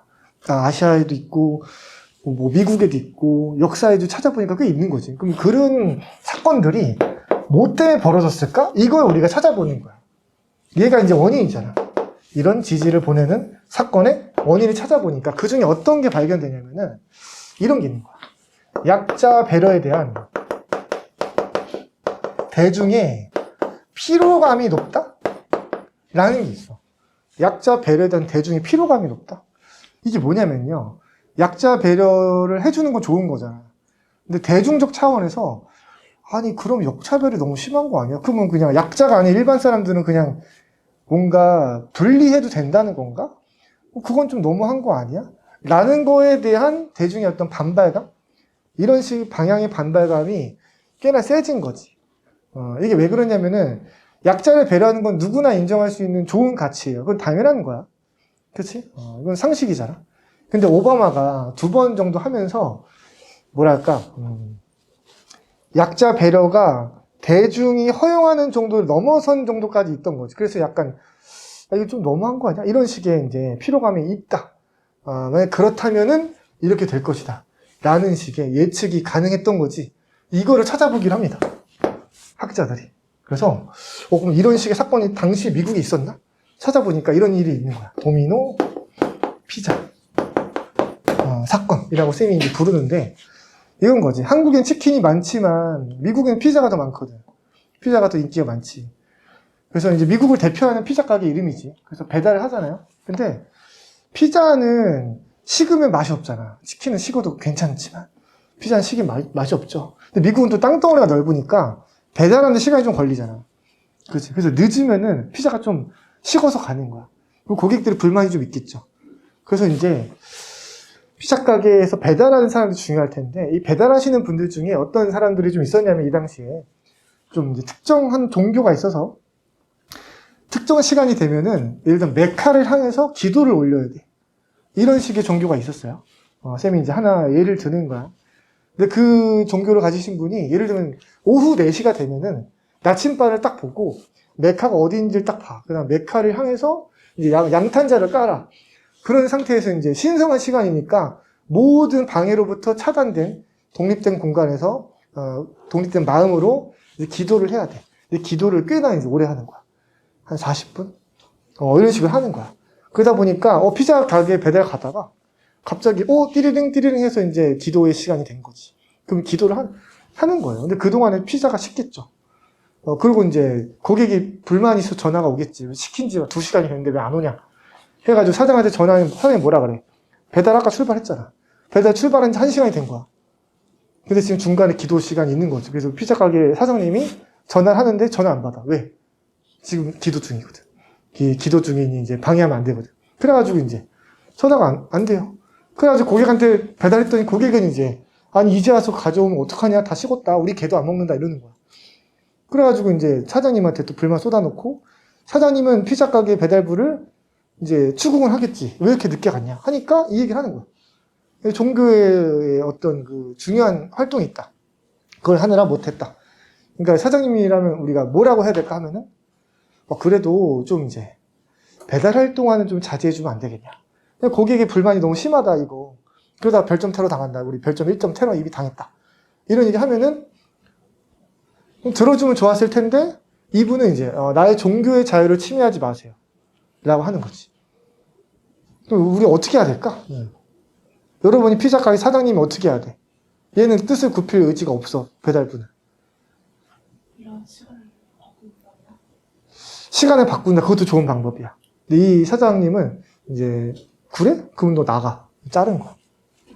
그랬더니 배달부가 어떻게 했냐면은 종교의 자유를 침해한 부당해고임으로 복직 소송을 낸 거야. 나를 못 자르게 해라. 나는 종교의 자유가 있다. 이 종교의 자유를 침해하는 이 고용주가 잘못된 거지 내가 잘못된 게 아니다. 소송을 걸었어. 누가 이겼을까요? 쌤이 아까 얘기했죠. 약자에 대한 배려가 굉장히 강했던 정부였다고. 당시 오바마였으니까. 그래가지고 이 배달부가 이긴 거예요. 이 복직 소송에서 이기니까 어떻게 돼? 못 잘라. 같은 이유는 절대 못 잘라. 그렇다고 이 배달부가 뭐 비리가 있거나 뭐 돈을 훔쳤거나 이런 적이 없거든? 오로지 이거 외에는 나머지 문제 없이 하는 거야. 그럼 절대 못 잘라. 그럼 어떻게 되게? 피자 가게는 이제 별점 테러 받고 고객이 거기다 주문 안 하겠죠? 망하는 거야. 그럼 피자 가게는 그래서 폐업을 하게 돼. 근데 피자 가게를 차린 요 아저씨는 백인 아저씨라 해볼게. 그럼 이 아저씨는 막 갑부여가지고 그냥 취미로 이걸 차린 게 아니잖아. 자기도 직장생활 30년, 40년 하다가 이제 퇴직금 받고 이걸로 이제 2억, 3억 인지 정도 있으니까 피자 가게 프랜차이즈 차려가지고 이걸로 이제 직장 생활에 준하는 월급을 받기 위해서 노동하는 거 아니야. 우리 대한민국에서 카페 차리고 치킨집 차리고 하는 거 다 똑같은 일이죠. 그렇지. 이런 이제 자영업자들이 갑부라서 하는 게 아니잖아. 그렇지. 작은 구멍가게라도 이제 도전해서 자기 노동을 통해서 이제 좀 하려고 하는 거잖아요. 그러니까 이분들도 이제 일종의 서민이라고 당연히. 그렇지. 근데 배달부들의 손만 너무 들어주는 판결이 계속 찍히는 거야. 그러니까 이제 이걸 이제 보는 미국인들의 마음이 이런 거지. 너무한 거 아니야? 그럼 피자 가게를 차린 사람들도 그 되게 2억, 3억 자기 노후 자금 다 털어서 들였는데 그게 얘 때문에 폐업하게 됐잖아. 그죠? 그러면 그 사람은, 그 백인 아저씨는 빈털터리가 된 거야. 이 빈털터리 된 것 때문에 이제 뭐 해야 돼? 막노동 해야 돼. 근데 지금 할아버지라니까? 은퇴하고 나서 차린 건데 막노동 받아줄 데도 없어. 그럼 있잖아. 굶어 죽을 수도 있는 거야. 그러니까 이런 일들이 벌어지니까 안 되겠다. 이건 너무 심하다. 근데 그 와중에 어떤 일이 발생한 거야? 너무 우리가 약자들만 배려해야지 피자 가게를 차린 이 백인 아저씨 입장을 얘기해 준 사람이 생긴 거지. 좀 자극적으로 했지만. 여기에 대해서 이제 미국인들이 안 되겠다. 뽑아야겠다. 말은 저렇게 좀 상스럽게 하지만 그래서 뽑아야겠다. 이 사회를 바꿔야 돼. 라고 생각하는 사람들이 많았다고 합니다. 그래서 당선됐다. 그래서 이런 사람들을 뭐라고 부르냐면 샤이 트럼프라 불렀어. 그건 사후적인 해석이야. 그전엔 다 몰랐어. 나중에 나온 건데. 샤이 트럼프에서 트럼프를 지지하지 않는 척해. 겉으로는. 근데 속마음은 안 되겠어. 바꿔야겠어. 라고 하는 사람들이 미국에 많았다고 합니다. 똑같은 거죠. 결과적으로 보면은 얘가 판단 기준으로 우린 재심은 가로 주어질 것이고 그 다음에 요 사건 혹은 요런 사건의 흐름이 대상지시문으로 주어진다면 요걸 바탕으로 요 흐름을 한번 해석해봐라 라고 논술 문제를 주는 거야. 왜 그럴까요? 왜냐면은 요 작업이 뭐였어? 학자들이 궁금증을 해결하는 방식이에요. 이게 뭐야? 학술적 탐구 그 자체야. 논술 문제는 뭐라고? 이런 학술적인 탐구를 우리한테 할 수 있는지 간접적으로 물어보는 거야. 그래서 여러분한테 이런 식의 논술 문제를 주고요. 이러한 사고방식으로 이러한 팩트에 대해서 분석해봐라. 라고 논술 문제를 주는 겁니다. 이걸 잘하면 당연히 대학에서 논문 같은 거 잘 쓰겠죠. 그래서 논술문으로 여러분의 학업 능력을 평가한다. 그래서 보자면 이런 논술 문제가 이론과 현실사의 관계 탐구라고 하는데 이게 이론이고 이게 현실이잖아. 이 관계를 탐구하는 건데 원인 분석이 있어. 원인 분석은 방금 한 거야. 트럼프 당선의 원인이 뭐죠? 이거를 제시문 가를 바탕으로 해석해봐라. 그럼 우리가 이런 사건 때문에 이렇게 당선됐을 것이다. 말하면 되지. 반대로는 결과 예측이 있어. 이번엔 얘를 가려두고 얘만 주어진 거야.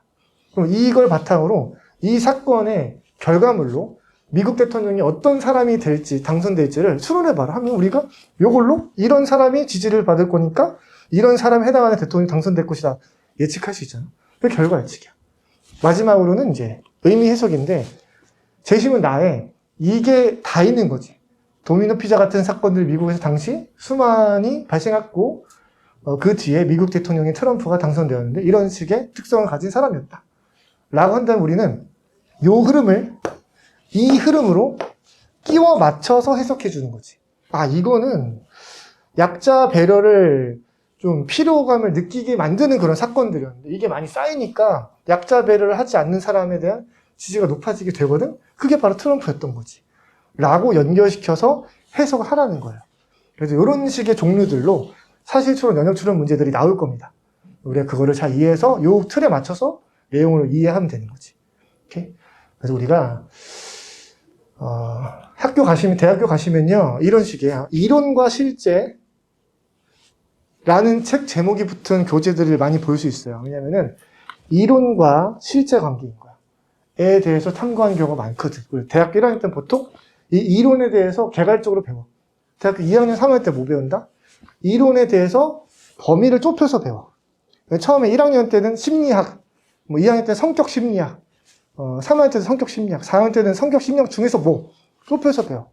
여러분 대학원 때 뭐 하냐면은 이런 거 가지고 이건 다 배웠으니까 케이스 스터디라 그래서 특정한 사건들, 사안들, 이런 구체적인 사건들 본 다음에 우리가 알고 있는 이론들 중에서 어떤 걸로 해석하는 게 제일 좋을까? 라고 해서 팩트를 해석하는 작업을 합니다. 그 보통 석사 때 하는 거야.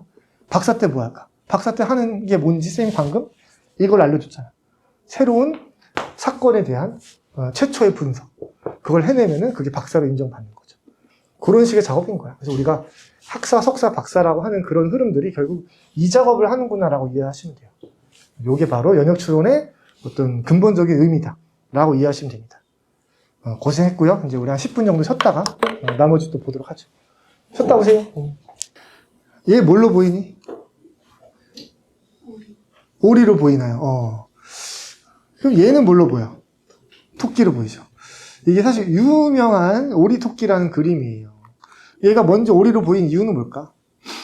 물론 각도에 영향을 좀 줬겠지만 얘도 영향을 좀 줬을 거야. 이게 뭐냐면은 우리 두뇌가 그래. 미리 활성화된 정보가 있으면은 그 정보가 새로운 정보를 해석할 때 영향을 주게 돼 있어. 쌤이 이거 일부러 보여주는 거야. 그게 무슨 말이다? 우리가 어떤 재심을 읽을 때, 이 재심을 읽기 전에 미리 활성화된 정보가 있으면은 그게 새로운 재심을 독해할 때 영향을 준다는 거지. 이 얘기 왜 할지 생각을 좀 해보자고. 얘는 뭘로 보여? 13. 또? B로 보여. 좋습니다. 둘 중에 하나 정답이라고 해보죠. 그럼 뭘로 선택할까?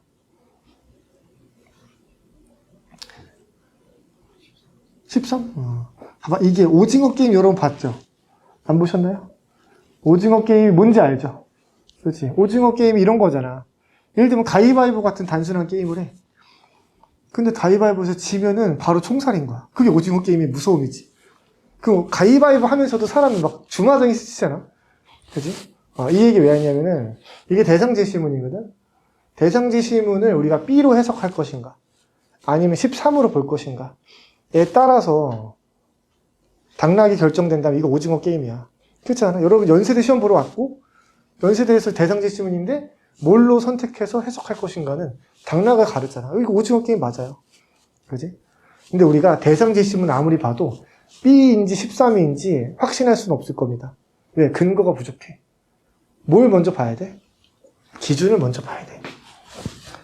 그래서 얘가 기준이면 얘는 무조건 13으로 보이겠지. 얘가 기준이면 얘는 무조건 B로 보이겠죠. 그 차이를 우리가 잘 기억해야 돼. 그래서 우리는 얘를 먼저 보고 이 맥락 컨텍스트를 먼저 보고 그 다음에 얘를 보는 거야. 보자마자 편안하게 13이에요.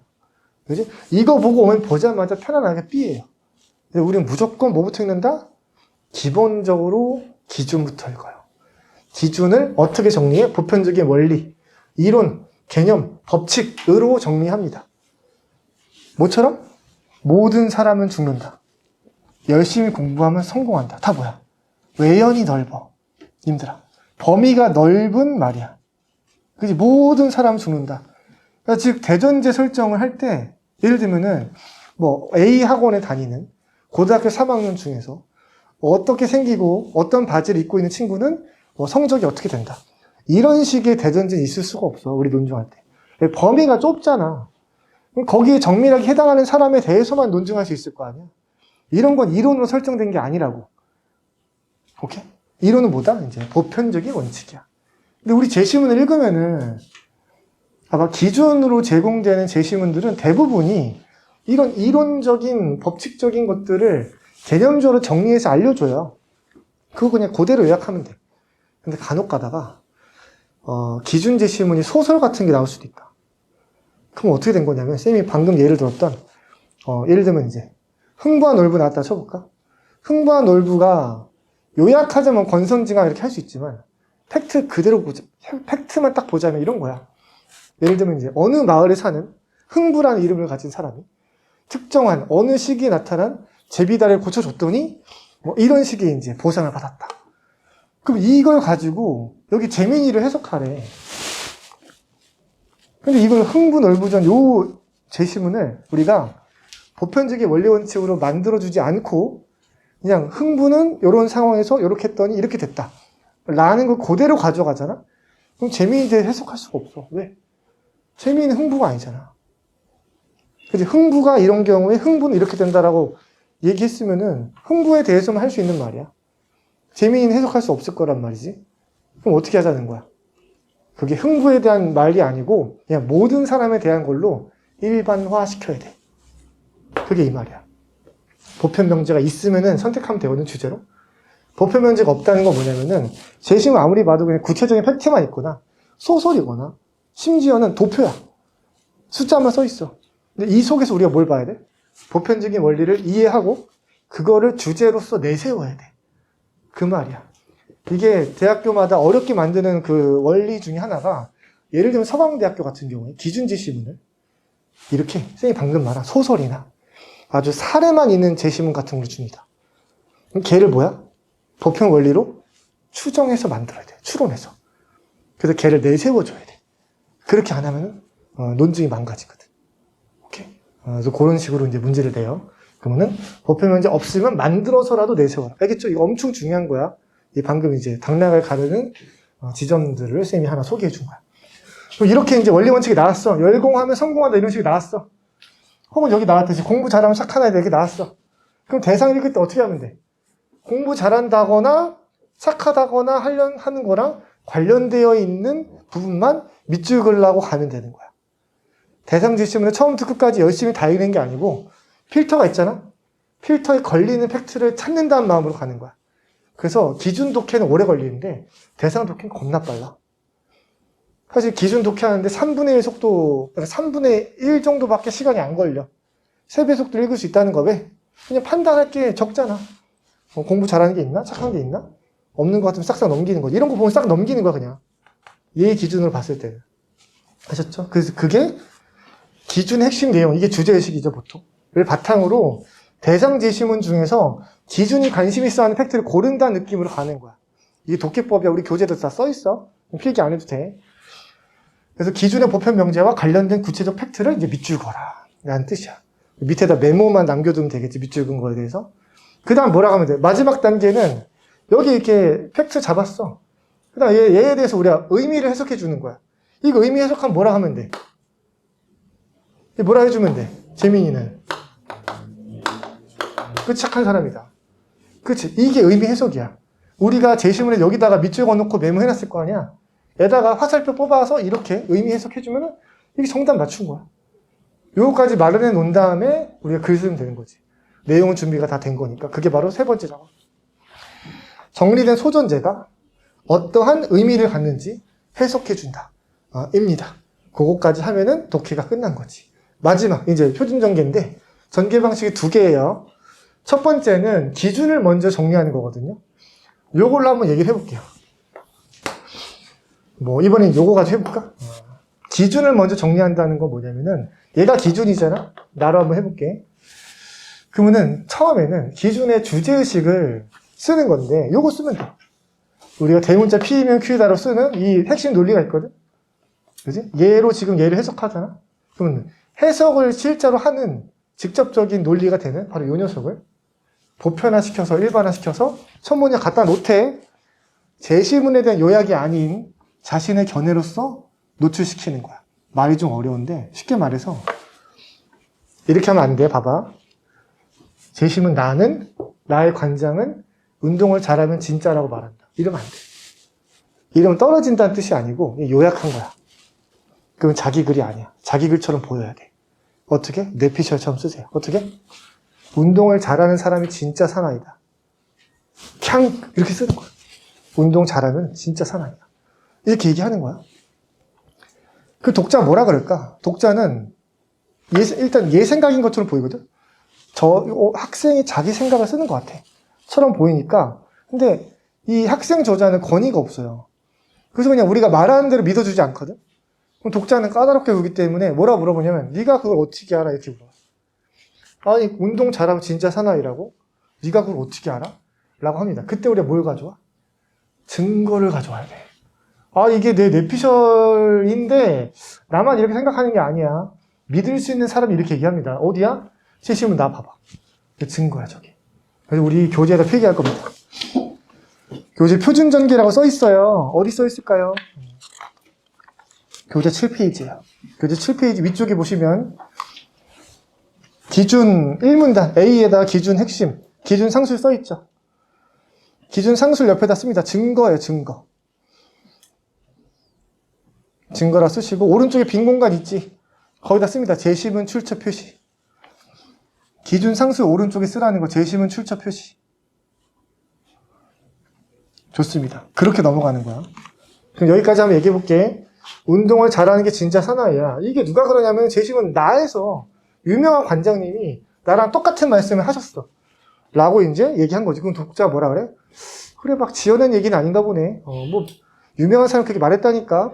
그래 그런 전제가 있구나. 라는 거야. 그 다음에 우리가 진짜 하고 싶은 말을 하는 거야. 얘를 바탕으로 봤을 때 이러한 관점에서 봤을 때 하면서 뭐라고 하는 거야? 재민이는 진짜 사나이라고 볼 수 있지. 라고 하는 거야. 그게 주장이야. 왜 주장일까? 이 결론이거든. 결론은 핵이 주장인데 결론은 뭐냐면 우리한테 요구한 내용에 대한 최종 정답이야. 요구한 게 뭔데? 설명하세요. 뭐를? 재민이를 설명하세요. 인 거지. 뭐를 바탕으로 지금 나의 관점에서 재민이를 설명하셔야지. 재민이의 결론이 뭐라고? 재민이 진짜 사나이다. 이거지. 쓴 거야. 따라서 재민이는 진짜 사나이라고 볼 수 있어. 라고 했어요. 그럼 우리 독자가 뭐라 그럴까? 봐봐. 얘가 어떠한 논리를 사용해서 재민이에 대해서 진짜 사나이라고 말한지는 알고 있어.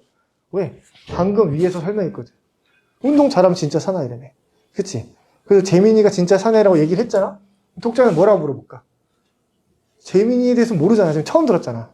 재민이의 이름도 처음 들었단 말이야. 뭐라고 하냐면 재민이가 어떤 사람인데? 이렇게 물어봐. 봐봐. 다시 흘러가 볼게. 이 흐름을 이해하는 게 정말 중요해. 다시 얘기 봐봐. 운동 잘하면 진짜 사나이야. 여기 유명한 아저씨가 이 책에서 그렇게 얘기했어. 그러니까 재민이 진짜 사나이야. 독자 뭐라고? 재민이가 어떻게 살았길래? 재민이 어떤 애길래? 물어보겠지. 그때 우리가 뭘 얘기한다? 대상의 팩트 중에서 이 기준이 관심 있어 하는 이 팩트. 재심은 달을 보니까 재민이 농구부 주장이래. 거기에 들어가는 거야. 소전제 중심으로 대상을 소개한다. 사실 소전제 소개야. 핵상을 쪼개는 거는 대상이 길어질 때 두 문장 이상 쪼개지잖아? 그때 핵상 쓰라는 거지. 원래는 보통은 대상 한 문장 쓰는 경우가 많아. 그래서 그냥 대상 한 문장에 생각해도 됩니다. 다시 흘러가 볼게. 그러니까 재민 진짜 사나이야. 왜냐고? 재민이 농구부 주장이거든. 까지야. 그지? 그럼 여기서 독자 뭐라 그럴까? 아, 재민이가 농구부 주장이야? 그럼 독자 뭐라 그러는 줄 알아? 어쩌라고. 이래. 무슨 말이지? 야, 농구부 주장인 게 뭐? 이래요. 그걸 뭐라고 해야 돼? 야, 농구부 주장이면 운동 잘한다고 인정할 수 있는 거 아니야? 운동 잘하면은 진짜 사나이라고 할 수 있잖아. 그러니까 재민 진짜 사나이 맞다고.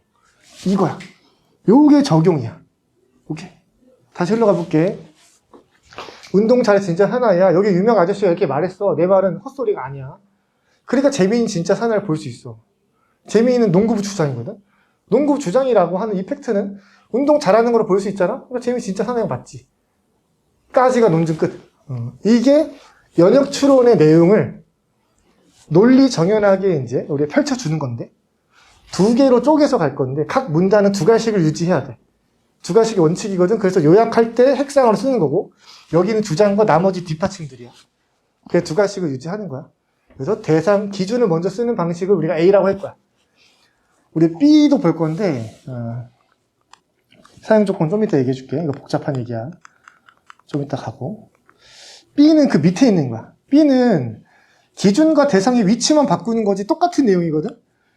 요번에 그러면 대상부터 소개해 볼게. 대상을 요약한 건데, 요걸 요약한다는 건데, 지금은 이제 얘만 가지고 얘기하는 거니까, 얘는 지금은 소존재가 아닌 상황이야. 그지? 얘가 소존재지, 지금? 그지? 그럼 여기서 소존재를 간명하게 제시한다고 했는데, 재민이에 대한 자체적인 요약을 하는 게 아니야. 제시문 다를 자체적으로 요약하면 안 돼. 왜? 제시문 다에, 예를 들면 아까 차은우도 있었지? 얼굴이 잘생겼다. 이런 거는 논증에서 중요한 팩트가 아니잖아. 그걸 언급하면 안 되고, 오로지 뭐야? 소존재가 핵이 오는 거야. 핵으로 오는 거야. 그래서 재민이는 농구부 주장이래. 그러니까 오고요. 그 다음 뭐 써? 이 농구부 주장이라는 것을 디테일하게 설명할 수 있는 내용을 뒤에 쓰는 거야. 오케이. 이때는 재민이가 또 특수한 상황이, 특수한 대상이기 때문에 출처를 엿다 밝힐 거야. 방금 얘기한 건 복잡하면 나중에 따라와도 돼. 쌤이 한 번만 설명하고 넘어갈게. 대상을 출처 밝힐 때 두 가지가 있어. 여기서 제시문 다라고 밝히는 경우가 있고, 여기서 밝히는 경우가 있거든. 근데 여기서 밝히는 경우는 대상이 특수한 대상일 때야. 그러니까 제시문 다에 나타난 재민이는 좀 독특한 인간이라서 현대인 일반을 대표할 수는 없는데, 이 독특한 현상이나 대상은 이런 인물이야. 그럴 땐 우리가 특수 처리하기 때문에 출처를 밝히게 되는데, 만약에 대상이 좀 일반적인 사람이야. 현대인 보통 다 이러지 않나? 현대사회 보통 다 이러지 않나? 라고 말할 수 있는 정도가 되면은 그냥 출처 표시 안 하고, 현대인들은 보통 자기 변명하기 바쁘지, 이런 식으로 일반적인 현상을 소개한 다음에 그 다음 두 번째 문장에서 증거의 맥락에서 제시문 다를 봐봐. 진짜잖아. 내가 그냥 막 떠드는 게 아니고 현대인 진짜 이렇다니까 라는 말로 이제 증거 제시 차원에서 출처를 엿다 밝히기도 하는 거야. 뭐랑 비슷해? 기준에서 핵상 처리할 때 상수에서 출처 밝히는 그 증거의 맥락이 똑같은 거지. 이해되니? 좋아. 우리 앞으로 주구장창 할 거야, 이거를. 지금 쌤이 한꺼번에 막 떠드는 거고, 이 내용을 앞으로 우리 한 8주, 9주 거치면서 들여 밟을 거야, 아주. 꼼꼼하게 갈 거니까 너무 걱정하지 마세요. 엄청 많이 반복할 거야. 그래서 재민이 소개했어. 그 다음에 이제, 재민이에 대한 결론이 아까 뭐였어? 이러한 재민이 진짜 사나이야. 여기까지 다시 흘러가 볼게. 봐봐. 재민이 농구부 주장이거든? 얘 여기 봐봐. 농구부 주장을 3년 내내 했대. 근데 이러한 재민이 진짜 사나이지. 얘 진짜 사나이야. 그럼 우리 독자가 뭐라고 물어볼까, 이제? 독자가 이렇게 물어봅니다. 왜? 이렇게 물어봐. 왜 우리 독자는 뭐가 납득이 안 돼? 야, 농구부 주장인 건 알겠는데, 그게 왜 진짜 사나이야? 라고 하는 거지. 또 왜가 궁금한 거야. 그래서 우리가 B타입에서 여기로 넘어갈 때, 왜라고 표시해줘. 주장에서 기준 핵심 넘어갈 때, 왜라고 표시해줘, 오른쪽으로. 왜냐면 독자가 이게 납득이 안 되잖아. 왜? 여러분 글 쓸 때 실제 이렇게 물어봐야 돼. 왜냐고 물어봐야 돼. 그럼 우리 대답을 해야지. 왜 재민이는 진짜 사나이야? 이유가 뭐야? 하면은 기준의 핵으로 정리한 게 있어. 요걸 쓰는 거야. 오케이? 근데 이때도 출처가 아직 안 밝혀. 왜에 대한 대답만 할 뿐이야. 뭐라고 하냐면 이렇게 쌤이 얘기할 거야. 운동 잘하면 진짜 사나이지. 그러니까 여기로 오는 거야. 그렇게 이유기 때문에 여러분 초보 시절에는 가급적 때문이다 붙이세요. 운동 잘하면 진짜 사나이라 볼 수 있기 때문이야. 그럼 왜에 대한 대답이 된 거야. 오케이? 그럼 독자는 그래? 운동 잘하면 진짜 사나이야? 그래서 재민이 진짜 사나이라고? 아, 그런 이유구나. 이유는 알아챌 수 있어. 근데 독자는 여기에서 이유잖아? 이유에서 그치지 않아. 또 질문이 있어. 왜? 우리의 권위를 인정하지 않거든? 뭐가 궁금할지 생각해봐. 봐봐. 다시 흘러간다. 재민이 농구부 주장이야. 재민이 진짜 사나이. 이런 재민이 진짜 사나이야. 왜? 왜냐면 운동 잘하면 진짜 사나이거든. 독자 뭐라 그럴까? 그치, 누가 그랬는데 네가 그걸 어떻게 알아? 우리 어렸을 땐 이런 감각으로 뭐라 그러는지 알아? 친구들한테? 친구들이 뭔가 우리가 당장 인정할 수 없는 논리를 막 펼쳐. 야, 이거 재미는 누가 갖는 게 맞지. 막 그래. 우리 뭐라 하는 줄 알아? 그런 법이 어딨어. 우리 말버릇 아니었어? 그런 법이 어딨어. 그게 뭔지 알아? 네가 지금 말하는 논리가 객관적인 출처가 있어? 만약에 네 뇌피셜로 네가 방금 상상해낸 거랑 나 믿을 수가 없어. 인정할 수 없어. 근데 만약에 그게 뭐 유명한 사람이 말을 했거나 믿을 수 있는 출처에서 학자가 검증한 내용을 얘기했거나 그래서 최소한 뭐 KBS 9시 뉴스에 나왔다거나 이러면 인정할 거야. 그래서 증거를 제시하라고 요구하는 거야. 그게 바로 뭐다? 그래서 진짜입니다. 엄청 중요한 내용 하는 거야 지금. 진짜 이걸 물어봐. 운동 잘하면 진짜 사나이라고? 진짜? 이 속만 뭐라고? 네가 그걸 어떻게 알아? 내가 그걸 어떻게 믿어? 네 막 지어낸 거 아니야? 이거야. 그때 우리 뭘 제공하니? 그때 증거가 나오는 거야. 증거. 이렇게. 증거에서 뭘 제시해야 돼, 우리가? 뇌피셜이 아니니까 뭘 가져와야 돼? 출처 가져와야 돼. 그래서 여기 재심은 출처가 나오는 거야. 재심은 나를 봐봐. 나의 되게 유명한 관장님이 계시거든? 예를 들어 이게 논어를 읽으니까 공자께서 이렇게 말씀하신 거야. 이런 맥락인 거야. 실제 우리 글을 쓸 땐 그렇게 돼. 재심은 나에서 공자가 이렇게 말씀하셨어. 그래서 우리가 이게 진짜에 대한 증명을 하는 거야. 이해되니? 이게 두괄식의 본질적인 흐름이야. 두괄식이 뭐야? 결론을 앞에 내세워. 그냥 독자가 궁금해하는 순서대로 논증한다. 그게 두괄식의 기본적인 원리 원칙이야. 그래서 왜 진짜까지 해결했지. 근데 이제 뭐가 남냐? 근데 그건 이 논리는 알겠는데 그래서 왜 재민이가 진짜 사나이가? 라고 또 물어봐. 무슨 얘기냐면 선생님 이 정도면 되지 않아요? 근데 우리가 실제로 논증하는 글은 이 논의보다 복잡한 논의이고 그리고 우리 독자가 좀 더 까다롭게 굴 거라 우리 예상하고 글을 써야 친절한 논증이 되거든. 여기서 마무리 지으면은 독자의 추론 능력에 의존하는 논의이기 때문에 친절하지 않아. 그래서 그러면 이 논리는 알겠는데 운동 잘하면 진짜 사나이인 건 알겠는데 근데 재민이는 왜 진짜 사나이인 거야? 운동 잘하는 게 맞아? 재민이가 이렇게 얘기해. 우리가 뭘 가져오냐? 적용 핵상인데 이처럼 봐봐. 운동 잘하면 진짜 사나이를 했지? 그런 것처럼 그래서 보통 이처럼을 앞에 집어넣습니다. 쓰세요. 적용 표지로 이처럼 따라서를 많이 써요. 이처럼 그런 것처럼 그 다음 뭐 가져와야 돼? 선생님 쓸게요. 같이 똑같이 쓰세요. 적용 들어갈 때 적용 표지야. 이렇게 해놓고 이처럼 쓰세요. 그 다음 대상의 F는 M이다 이렇게 쓰세요. 여기 공식이야. B타입의 적용 표지와 표현 공식입니다. 잘 보세요. 그런 것처럼 재민이가 농구부 주장인 것은 미닝이 뭐야? 미닝. 운동 잘한다고 볼 수 있으니까 얘 진짜 사나이라는 거야. 라는 거지. 이 미닝에다 가르쳐 놓고 이제 포함 관계 해설이라 쓰세요. 포함 관계 해설이야. 포함 관계 해설이 무슨 말이야? 이 얘기 하는 거야. 얘가 여기에 속하잖아. 그치? 그러면은 요 영향을 받게 되겠지. 그래서 얘도 이제 진짜 사나이라고 하는 진짜 사나이다 라고 하는 그 포함 관계에 얘도 해당되는 거야. 그래서 이 팩트에 대해서 이렇게 해석하는 작업을 적용 때 해주는 거야. 오케이? 그러니까 그런 것처럼 재미가 농구부 주장이었다는 이 팩트는 운동 잘한다고 볼 수 있으니까 진짜 사나이를 볼 수 있다는 거야. 라는 얘기를 하는 거지. 요게 B타입의 흐름이에요. 쌤이 이제 여러분한테 말씀드릴 수 있는 게 이 A타입과 B타입 이 두 가지만 빠삭하게 익혀두세요. 이걸로 여러분이 앞으로 마주하는 모든 사실초론, 즉 설명하기 문제, 가치초론, 즉 비판평가 문제, 제안제시 문제, 논쟁 문제, 견해제시 문제를 싹 다 풀 수 있어요. 하나도 빠짐없이 싹 다 대응할 수 있습니다. 그래서 우리가 A타입과 B타입으로 주구장창 연습하는 거야. 쌤이 예전에는 더 세분화시켜서 많이 나눠서 쪼개놨어요. 그럼 어떻게 되는지 알아? 나는 정교한 걸 만들었거든. 근데 우리 학생들이 숙달도가 떨어져. 쌤은 만든 사람이니까 쌤은 미친 듯이 연구해서 만들었을 거 아니야. 그럼 친구들이 와 되게 정교하고 세밀화되었다. 좋아해. 근데 어떻게 되냐면은 예를 들면 대안제시에 해당하는 대안제시만 해당하는 예를 들면 대안제시 더 쪼개면 대안제시 중에서도 예를 들면 앞에서 비판 논증 한 다음 뒤에 대안제시 할 때 이게 다 경우의 수가 나뉘죠. 그럼 거기에 대해 정교하게 만들면은 그걸 정교하게 배운다? 근데 바로 그 경우의 수에 대한 연습이 2번밖에 안 하고 시험장 가는 거야. 그럼 어떻게 되는 줄 알아? 그러면은 그거를 빠르게 못해요. 2번밖에 안 해본 건 빨리 할 수 있을 것 같아. 못해 절대. 그래서 쌤이 모든 경우의 수를 포괄할 수 있는 가장 넓은 걸로 딱 2개만 남겨두고 싹 다 치운 거야.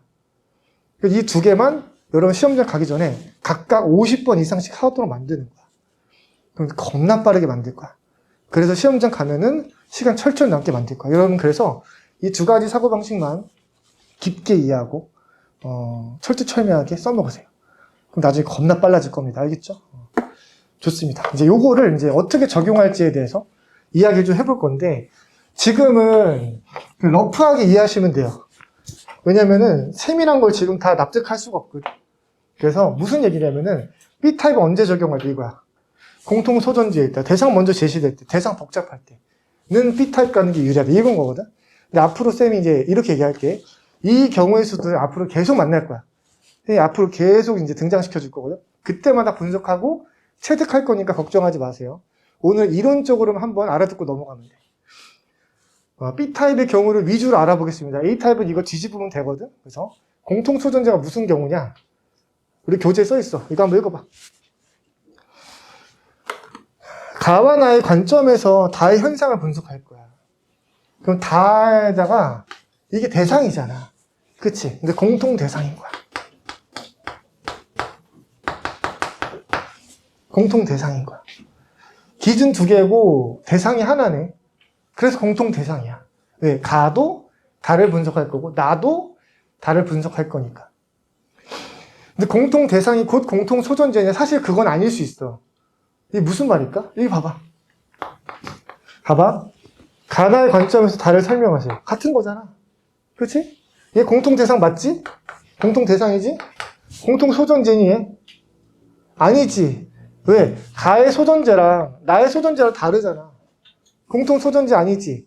그러면은 굳이 B타입으로 가진 않아도 돼. 근데 만약에 이 2가지 개념, 그 관점들이 재민이의 만약에 동일한 팩트에 대해서 해설을 A랑 B로 다르겠다? 공통 소존재인데 해석이 다른 거잖아. 그럼 무조건 B타입 가야 돼. 왜? 훨씬 효율적이니까. 논증이. 근데 이 경우는 다르지? 그럼 A타입 가도 크게 상관없는 거야. 근데 그래도 쌤이 얘기합니다. 공통 대상이면 웬만하면 B타입 가세요. 왜냐면 A타입보다는 그나마 효율성이 조금 높아. 근데 집착할 필요 없어. A가 편하면 A로 가도 돼. 근데 만약에 소존재까지 공통적이잖아. 무조건 B타입 가야 돼. 훨씬 효율적이니까. 오케이? 이런 경우에서 곧 만날 겁니다. 대상이 먼저 제시된 경우. 이거 좀 어려운데 일단 읽어볼게. 봐봐.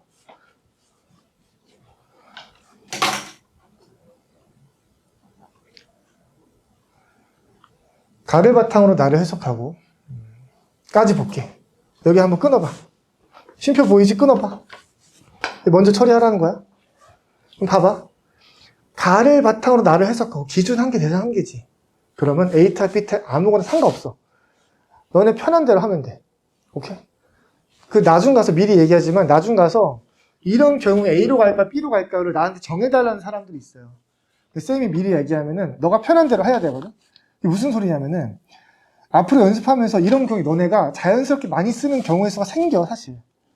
둘 다 상관없을 때 나는 A가 좀 편한데 B가 좀 더 익숙한데 해서 그걸 많이 쓸 거야. 그럼 그게 시험장 가기 전에 마음속으로 정해두세요. 저런 경우에 나는 A로 가겠다. B로 가겠다를 미리 정해둬야 돼. 왠지 알아? 미리 안 정해두잖아? 시험장 가면 별게 다 공포스럽게 우리를 조여와. 연세대 시험 보러 왔는데 이때 이 경우는 뭐로 쓰지? A로 갈까? B로 갈까? A로 갈까? B로 갈까? A로 가는 게 낫나? 이 고민 자체가 시간 낭비이고 우리를 이제 무섭게 만들어. 그때는 모든 게 다 공포거든. 그래가지고 미리 정해둬야 돼, 알겠죠? 여러분 익숙한 걸로. 그 다음에 1, 2문단 쓸 거 아니야? A로 가든 B로 가든 두 문단 쓰니까. 그럼 세 번째 문단 뭘로 쓸 것인가? 봐봐. 이를 다의 관점에서 분석하래. 기준 누구야? 다의 관점이지. 그치? 대상 누구야? 그렇지. 이를인데 이를이 뭐야? 해석의 결론이 바로 이를이야. 그러면은 해석하고까지 이미 내용을 써놨잖아. 그게 바로 여기서는 대상이 된단 말이야. 봐봐. 이 논증 입장에서 봐봐. 이 논증 입장에서 대상이 이미 앞에 써 있어. 그치? 그러면은 강제로 B타입 출발이야. 왜? B타입이 대상 먼저 쓰고 그 다음에 주장 기준 적용하는 거거든. 그치? 그래서 이미 강제로 대상이 앞에 써 있기 때문에 세 번째 문항 뭐만 쓰면 된다? 주장 기준 적용만 가면 돼. 주장 기준 적용이 주장 이유 증거 적용 그 말 하는 거야. 오케이. 지금은 다 빠릿빠릿하게 딱 꽂히지 않을 거야. 우리가 이제 이거 몇 주 동안 연습할 겁니다. 대상이 복잡한 경우. 이 복잡에다가 동그라미 치고 옆에다 이렇게 써줘. 통합이라고 써주세요. 복잡이라는 거 하는 건 사실상 통합을 의미하는 건데 여러 제시문을 종합한다는 뜻이야. 논지 한번 읽어봐봐.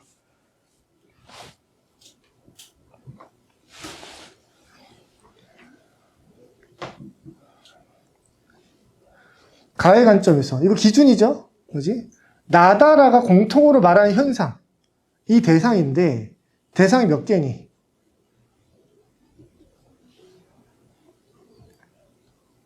하나야. 하나야. 왜? 나다라의 공통점이거든. 그래서 하나야. 공통 대상이 있는 게 아니고 대상은 하나밖에 없고 그 대상을 이루는 제시문이 여러 개여서 얘는 사실상 어떻게 되냐면은 이렇게 되는 거야. 여기 이제 종합된 이 현상이 있어. 공통 현상이 있고 얘를 뒷받침하는 제시문이 나다라 세 개가 있는 거지. 이런 게 통합이야. 세 개 제시문을 통합시켜서 하나의 대상 만든 거지. 그래서 대상 한 개, 기준도 한 개야. 기준 한 개, 대상 한 개면 원래 A타입과 B타입 상관이 없잖아. 그런데 대상이 훨씬 복잡하지. 그럴 때 복잡한 녀석을 독립문단으로 설정해 주는 게 좋아. 무슨 말이냐면은 A타입은 기준이 독립이고 주대적 섞어놨지. 대상은, 그러니까 B타입은 대상이 독립이고 주기적 섞어놨지. 근데 복잡한 녀석은 독립으로 해주는 게 편해. 왜냐면 주대적 속에 대를 껴넣는데 그 대가 복잡해봐. 주대적 자체가 복잡하거든. 쓰는 사람 복잡하면 읽는 사람도 복잡해. 구분이 잘 안 되니까. 그래서 우리가 얘를 먼저 내세워줄 거야. 그래서 이제 B타입 가는 거야. 이 경우의 수를 그대로 뒤집으면은 언제 A타입을 써야 될지를 우리가 알 수 있는 거야. 알겠죠? 요거 가지고 우리가 앞으로 주구장창 배울 거고요. 이 세 가지 판별 방식이 지금은 되게 복잡하고 많아 보이는데 종합적으로 요 세 개가 끝이야. 대원리는. 그래서 요거 가지고 문제 풀 거니까 앞으로 익숙해지면 된다. 알았죠? 오케이.